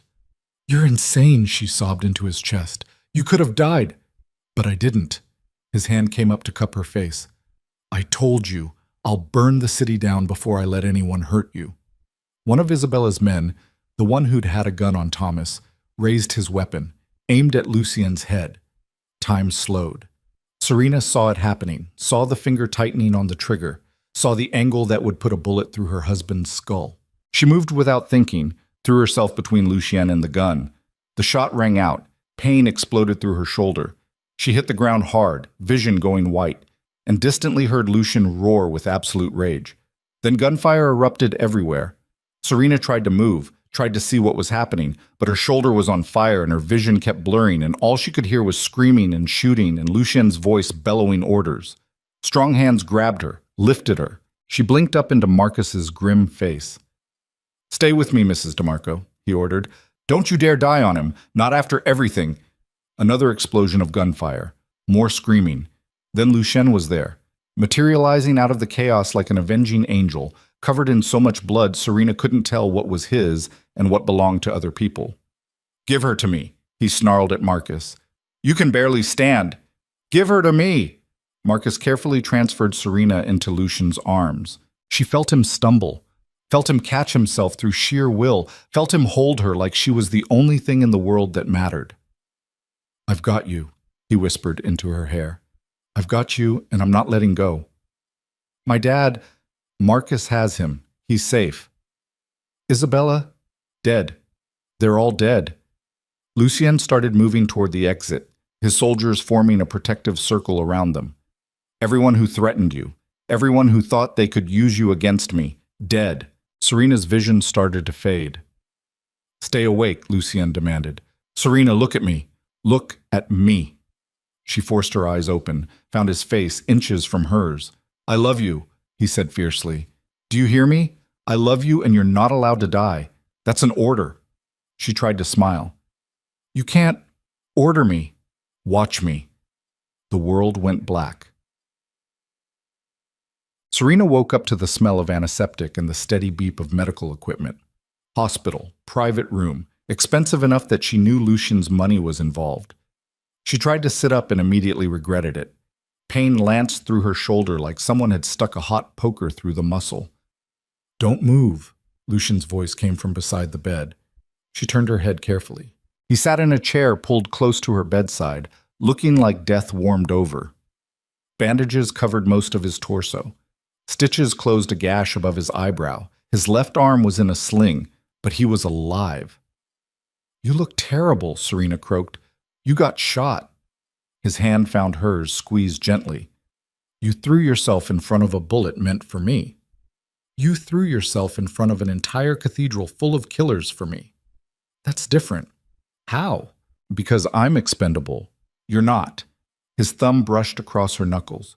"Don't ever do that again, Serena. Don't ever risk yourself for me." Then don't give me a reason to. They stared at each other for a long moment. Then Lucien leaned forward and kissed her, gentle, careful, like she was made of glass. When he pulled back, his eyes were wet. I thought I lost you, he whispered. You didn't. I would have burned the world down if you'd died. I know. She squeezed his hand. My dad, recovering, 3 rooms down. Marcus is guarding him personally. Relief flooded through her. And Isabella? Dead, along with 7 of her top lieutenants and anyone else who decided tonight was a good night to challenge me. Lucien's expression hardened. The Rossi family is finished. Their operations have been absorbed, their territory claimed, and anyone who wants to question my leadership knows exactly what I'm capable of. So you won. We won. He brought her hand to his lips. You stood beside me when every rational person would have run. You took a bullet for me. His voice cracked. You chose me, Serena. Even knowing what I am, what I've done, you chose me. I love you, she said simply. Monster and all. Lucien closed his eyes. When he opened them again, they were filled with something that looked like wonder. I don't deserve you. Probably not. I'm never letting you go. I know, and I'm going to spend the rest of my life making sure you never regret choosing me. Serena smiled despite the pain. That's a long time, Lucien. I have a long memory. He stood carefully, minding his injuries, and leaned over the hospital bed. Rest, heal, and when you're strong enough, I'm taking you somewhere safe while I finish cleaning up this mess. No. He blinked. No, I'm not hiding anymore. Serena met his gaze. I'm your wife, your partner, and if we're doing this, if we're really building a life together, then I stand beside you, no matter what comes next. For a long moment, Lucien just stared at her. Then he smiled, sharp, dangerous, and somehow tender. You're going to be the death of me, Serena DeMarco. Probably. He kissed her again, deeper this time, a promise and a claim all at once. And when he pulled back, his eyes held something that looked like peace. Get some rest, he murmured. Tomorrow, we start rebuilding. Rebuilding what? Everything. He brushed hair back from her face. The empire, our life. A future where you don't have to be afraid anymore. I'm not afraid, Serena said quietly. Not when I'm with you. Lucien's expression cracked, and for just a moment the monster everyone feared looked like a man who'd finally found something worth being human for. He settled back into the chair beside her bed, took her hand, and held it like he was never letting go. Outside, Chicago burned with the aftermath of violence. But inside that hospital room, surrounded by beeping machines and antiseptic smells, and the weight of everything they'd survived, Serena Vale DeMarco closed her eyes and finally felt safe. Because she'd married a monster, and monsters protected what they loved, no matter the cost. Recovery was slower than either of them wanted. Serena spent 3 days in the hospital before Lucien finally convinced the doctors to discharge her. 3 days of antiseptic smells and nurses checking her vitals and physical therapists teaching her how to move her shoulder without screaming. 3 days of watching Lucien pace her hospital room like a caged animal, directing his empire from a chair beside her bed while pretending he wasn't bleeding through his own bandages. Her father was released the same day.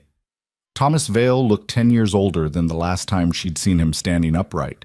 The cancer treatment had saved his life, but the beating from Isabella's men had broken something inside him that medicine couldn't fix.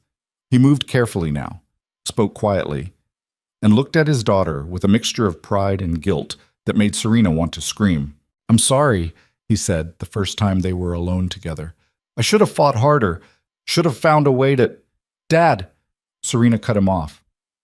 You survived. That's enough. Is it? Thomas looked down at his hands. They still shook slightly. You married a monster to save me, got shot protecting him, nearly died because I was too weak to... Stop.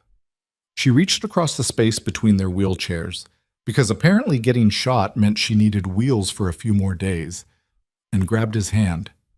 You didn't ask for any of this. I made my choices, and I'd make them again. Even knowing what he is? Serena thought about Lucien, about the blood on his hands and the violence in his eyes, and the way he'd held her like she was the only thing keeping him human. Especially knowing what he is, she said quietly. Thomas studied her for a long moment.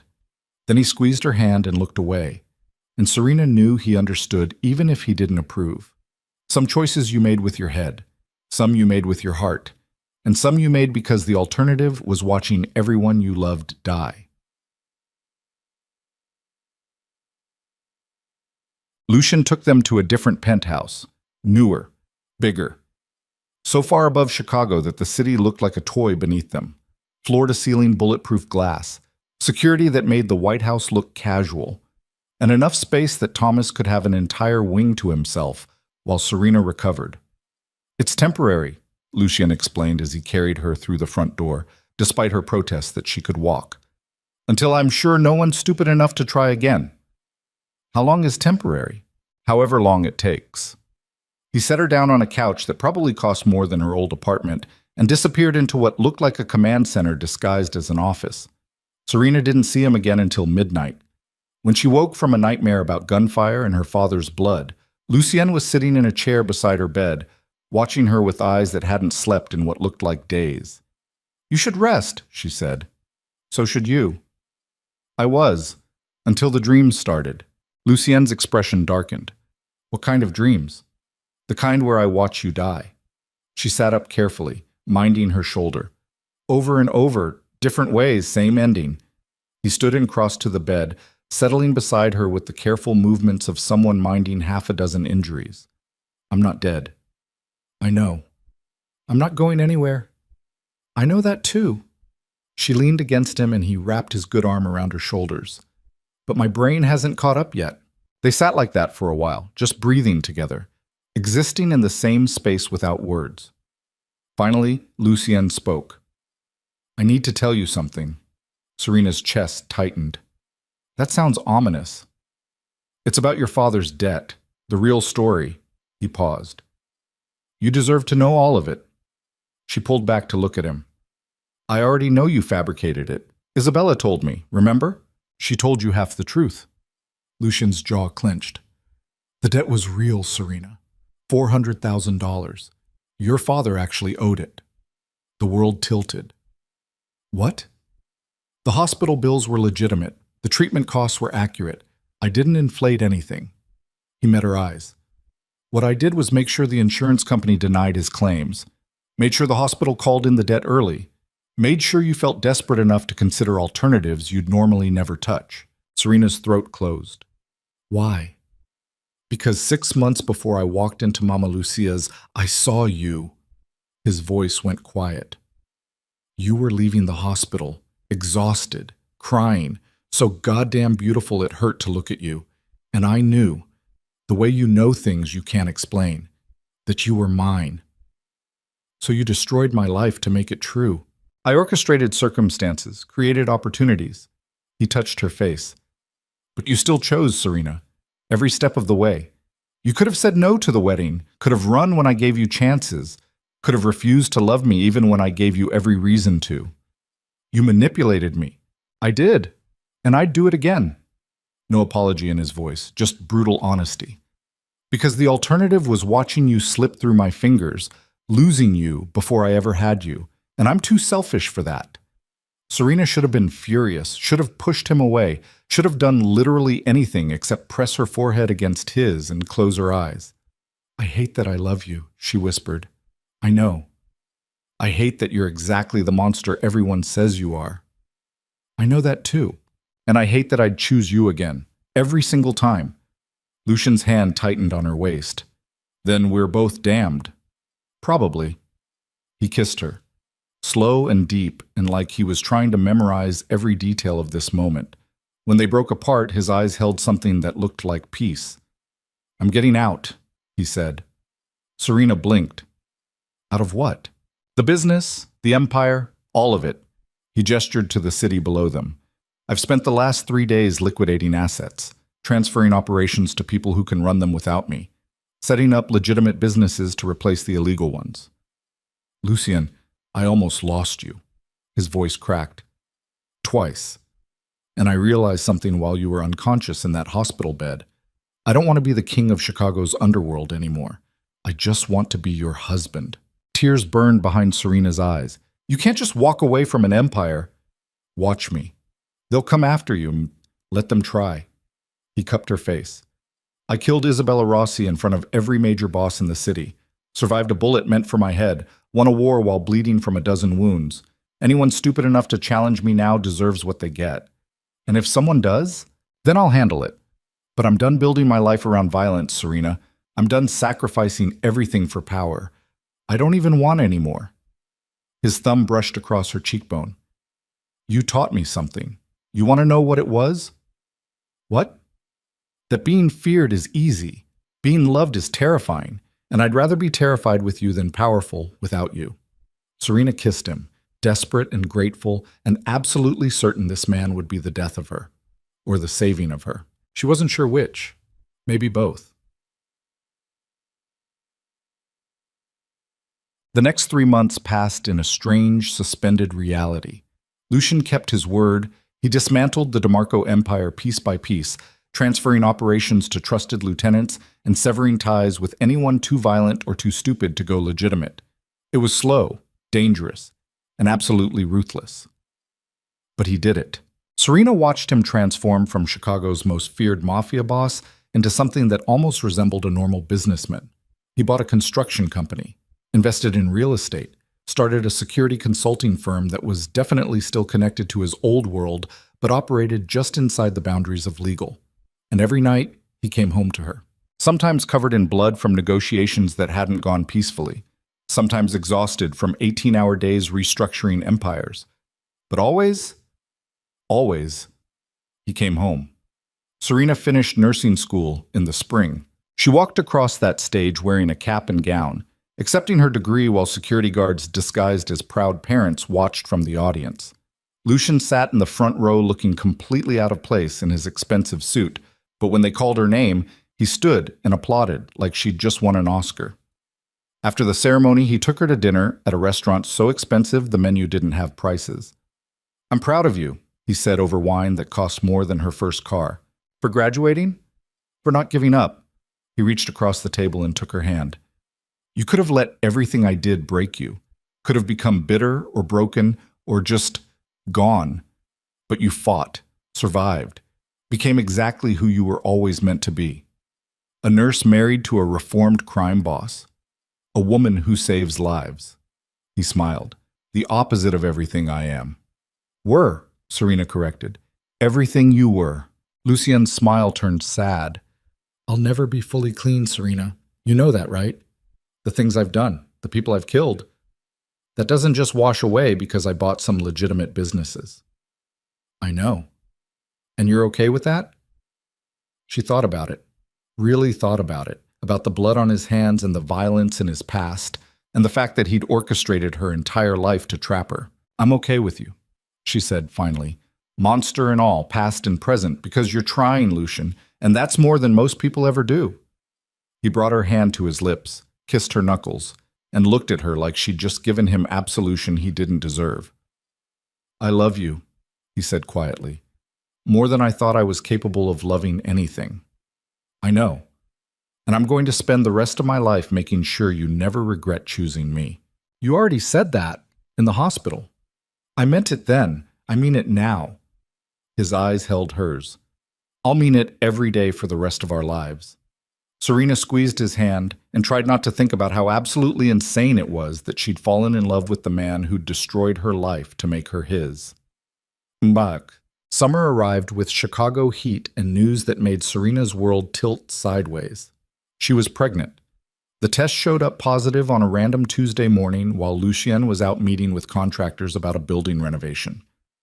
Serena stared at those 2 lines for what felt like hours, mind racing through implications and impossibilities and the absolutely terrifying reality that she was about to bring a child into a world where their father had once been Chicago's most feared killer. When Lucien came home that evening, she was sitting on the couch holding the test like a live grenade.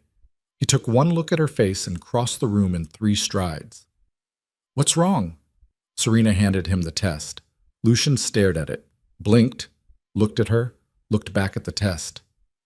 You're pregnant. Yes. We're having a baby. Yes. For a long moment, he didn't move, didn't speak, just stood there holding a plastic stick that had just changed both their lives. Then his knees gave out.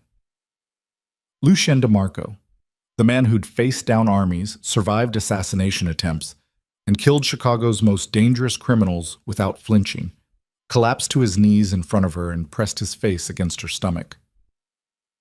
I'm going to be a father, he whispered. Serena's hands came up to tangle in his hair. Are you okay with that? I'm terrified. That makes two of us. He looked up and his eyes were wet. I don't know how to be a good father, Serena. I don't know how to be anything except what I was. What if I screw this up? What if I turn our child into... You won't. She cupped his face. Because you're not the man you used to be. You're better. And you're going to teach our kid to be better than both of us. How can you be so sure? Because you love me enough to change, and you'll love them even more. Lucien closed his eyes, pressed his forehead against her stomach again, and Serena felt him shake with something that might have been tears or laughter, or both. I'm going to protect you, he said fiercely. Both of you. Nothing in this world will ever hurt either of you. I swear it. I know. And I'm going to be better. For them. For you. For... His voice cracked. For the family I never thought I deserved. Serena pulled him up and kissed him, and felt something inside her chest crack open. Because this broken, violent, absolutely devoted man who'd orchestrated her destruction and then rebuilt her into something stronger, was going to be the father of her child. And somehow, impossibly, that felt right. Her father took the news about the pregnancy with the resigned acceptance of a man who'd stopped being surprised by anything.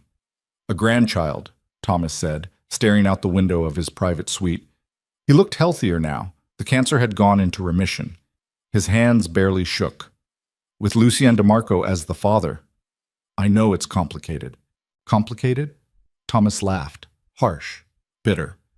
Sweetheart, you married the man who manipulated you into loving him, got shot protecting him from his enemies, and now you're carrying his child. Complicated doesn't even begin to cover it.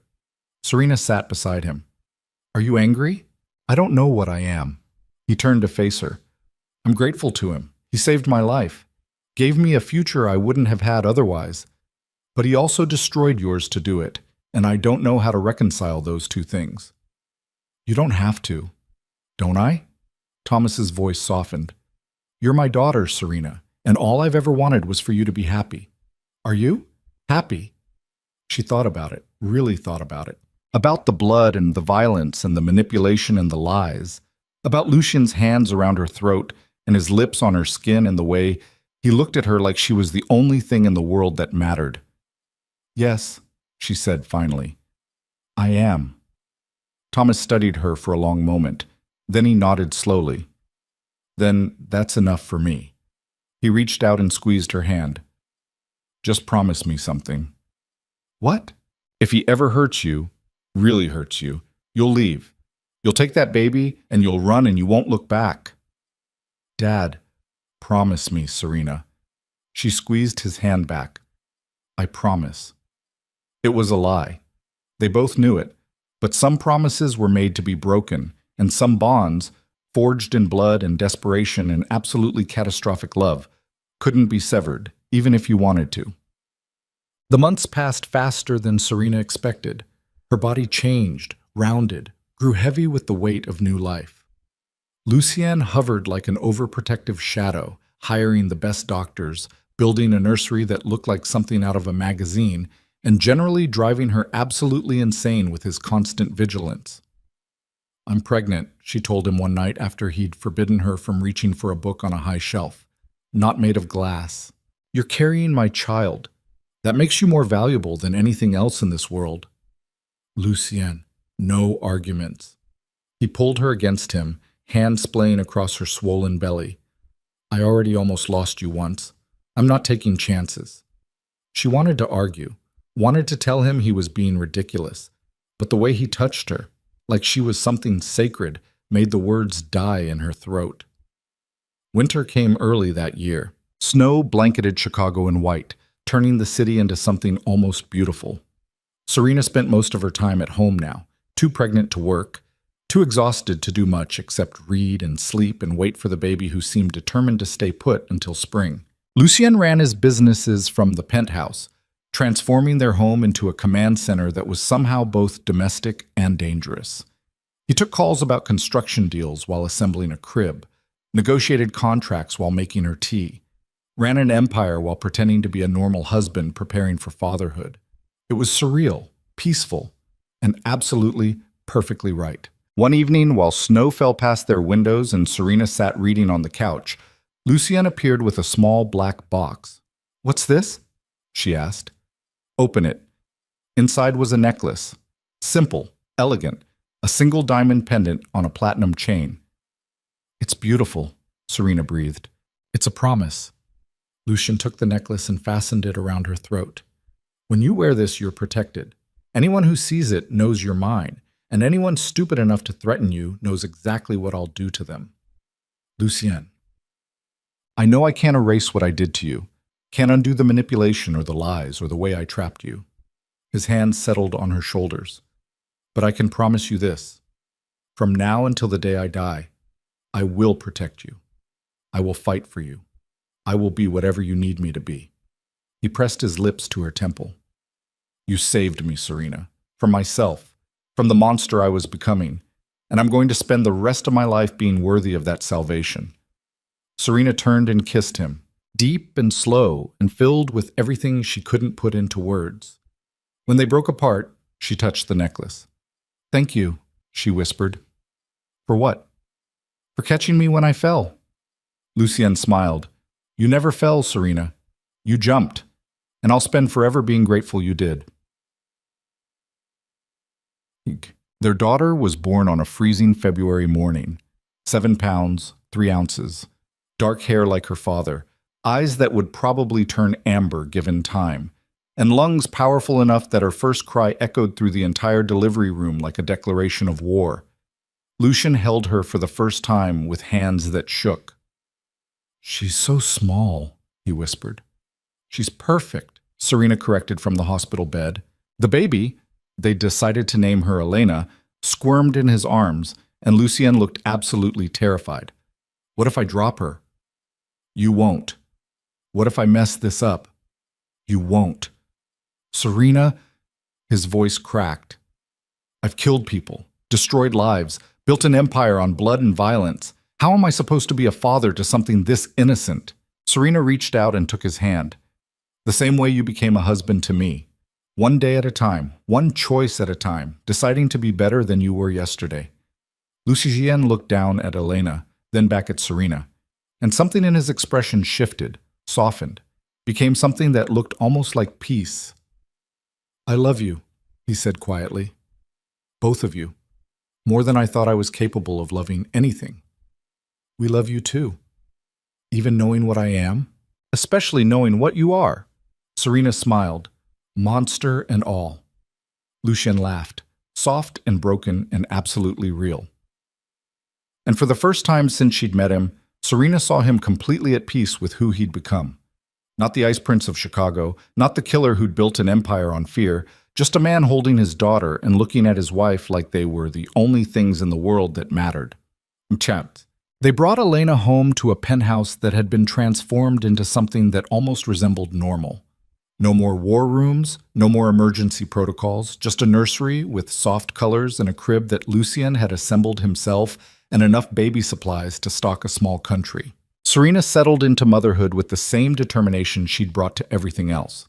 Sleepless nights, endless feedings, the beautiful chaos of keeping a tiny human alive while running on 2 hours of sleep and cold coffee. Lucien hovered like an overprotective shadow, handling middle-of-the-night diaper changes with the same intensity he'd once brought to contract negotiations. He was surprisingly good at it, patient, gentle, absolutely devoted. "You're a natural," Serena told him one night while he rocked Elena back to sleep. "I'm terrified every second of every day," he admitted, convinced I'm going to break her or do something wrong or... "Welcome to parenthood," he laughed quietly. "Is it always like this?" "I don't know. I've never done it before either." She moved to stand beside him, watching their daughter sleep. But we'll figure it out together.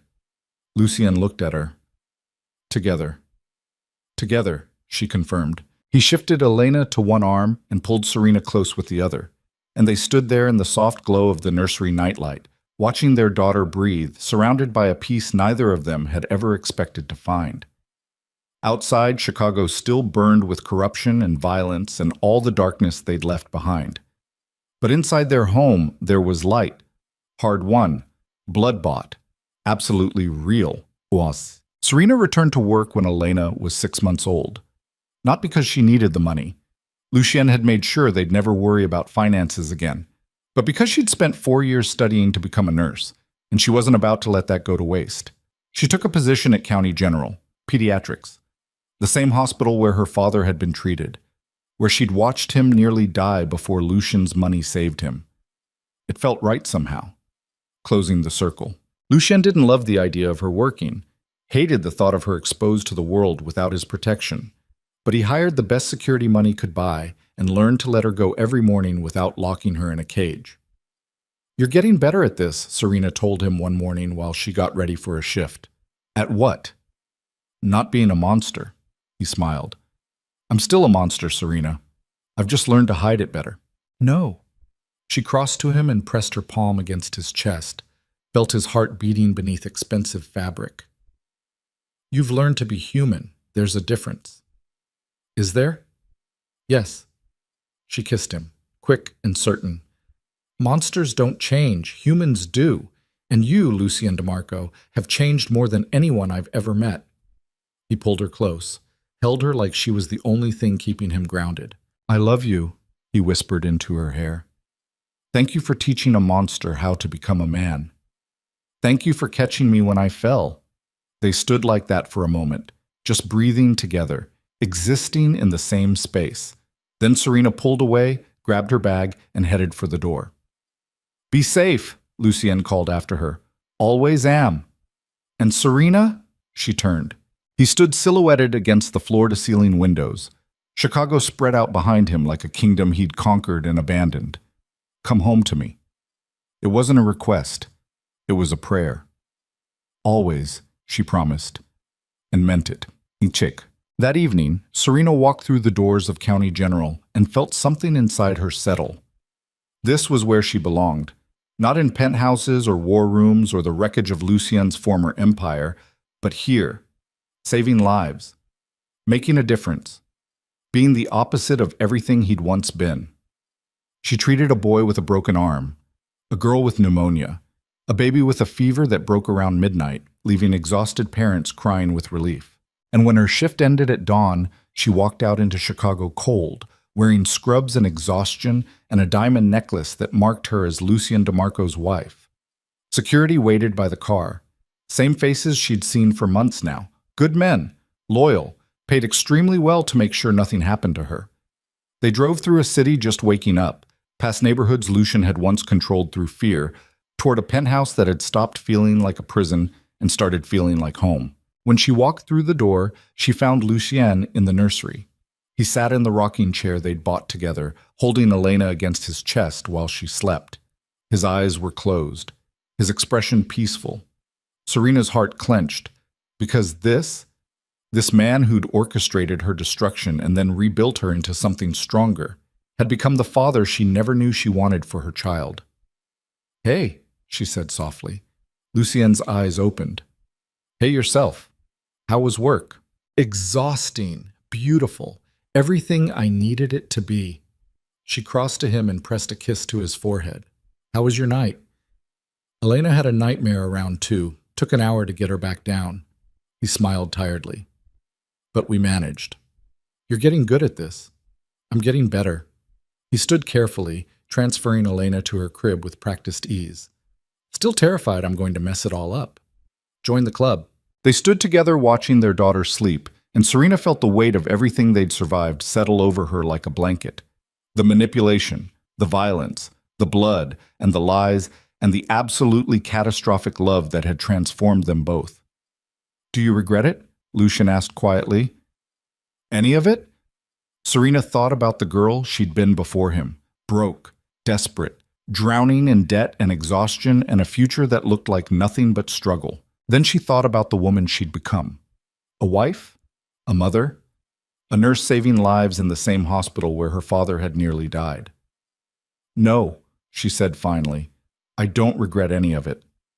Not even the manipulation? Not even that. She turned to face him.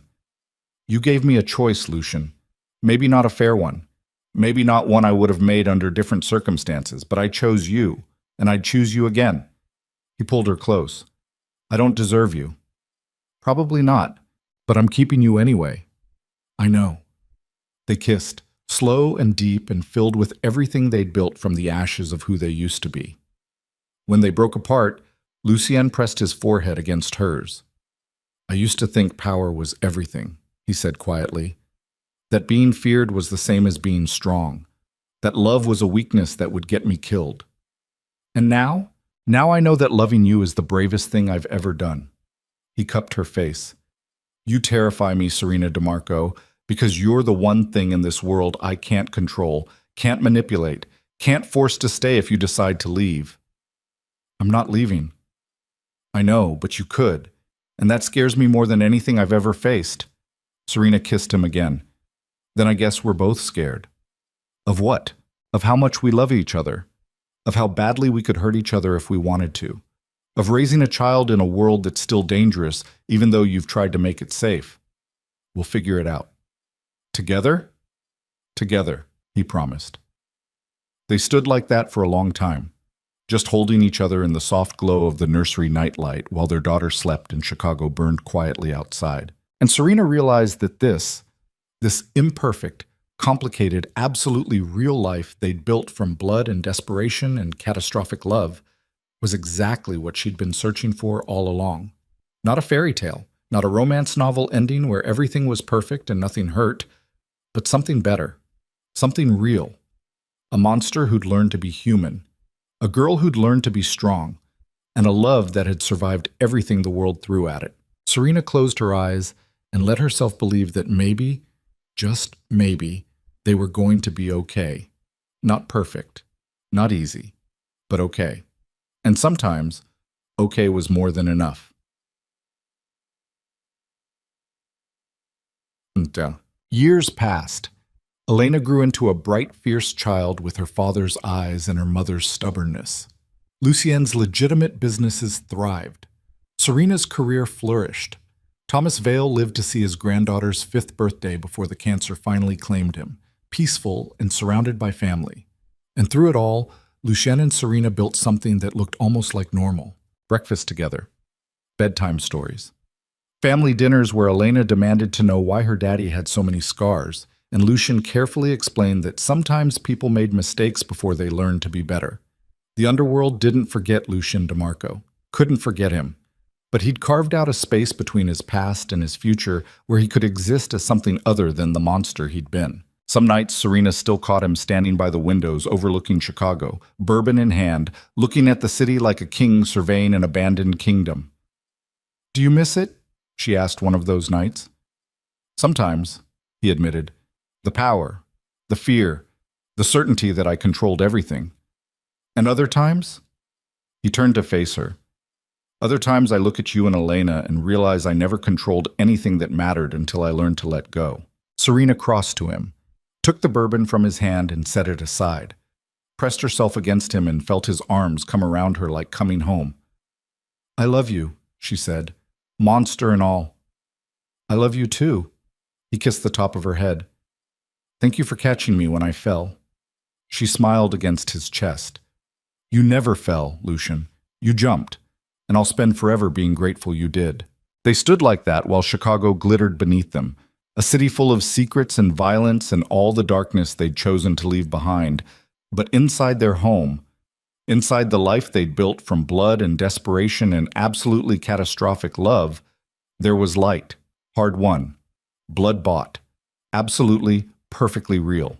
And as Serena closed her eyes and listened to her husband's heartbeat, and her daughter's soft breathing from the nursery down the hall, she realized something that had taken her years to understand. Sometimes the worst choices led to the best outcomes. Sometimes monsters became men. Sometimes girls who thought they were drowning learned they could breathe underwater. And sometimes, just sometimes, falling into darkness was exactly what you needed to find the light. Serena had married a monster who manipulated her into loving him.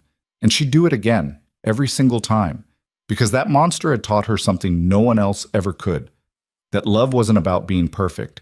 It was about choosing each other, again and again, through blood and violence and all the broken pieces of who you used to be. Until the day you looked up and realized you'd built something beautiful from the ruins, something worth fighting for, worth dying for, worth living for. Serena pressed a kiss to Lucian's chest, right over his heart. "Thank you," she whispered. "For what?" "For catching me." Lucian's arms tightened around her. "Always," he promised, and meant it. Forever.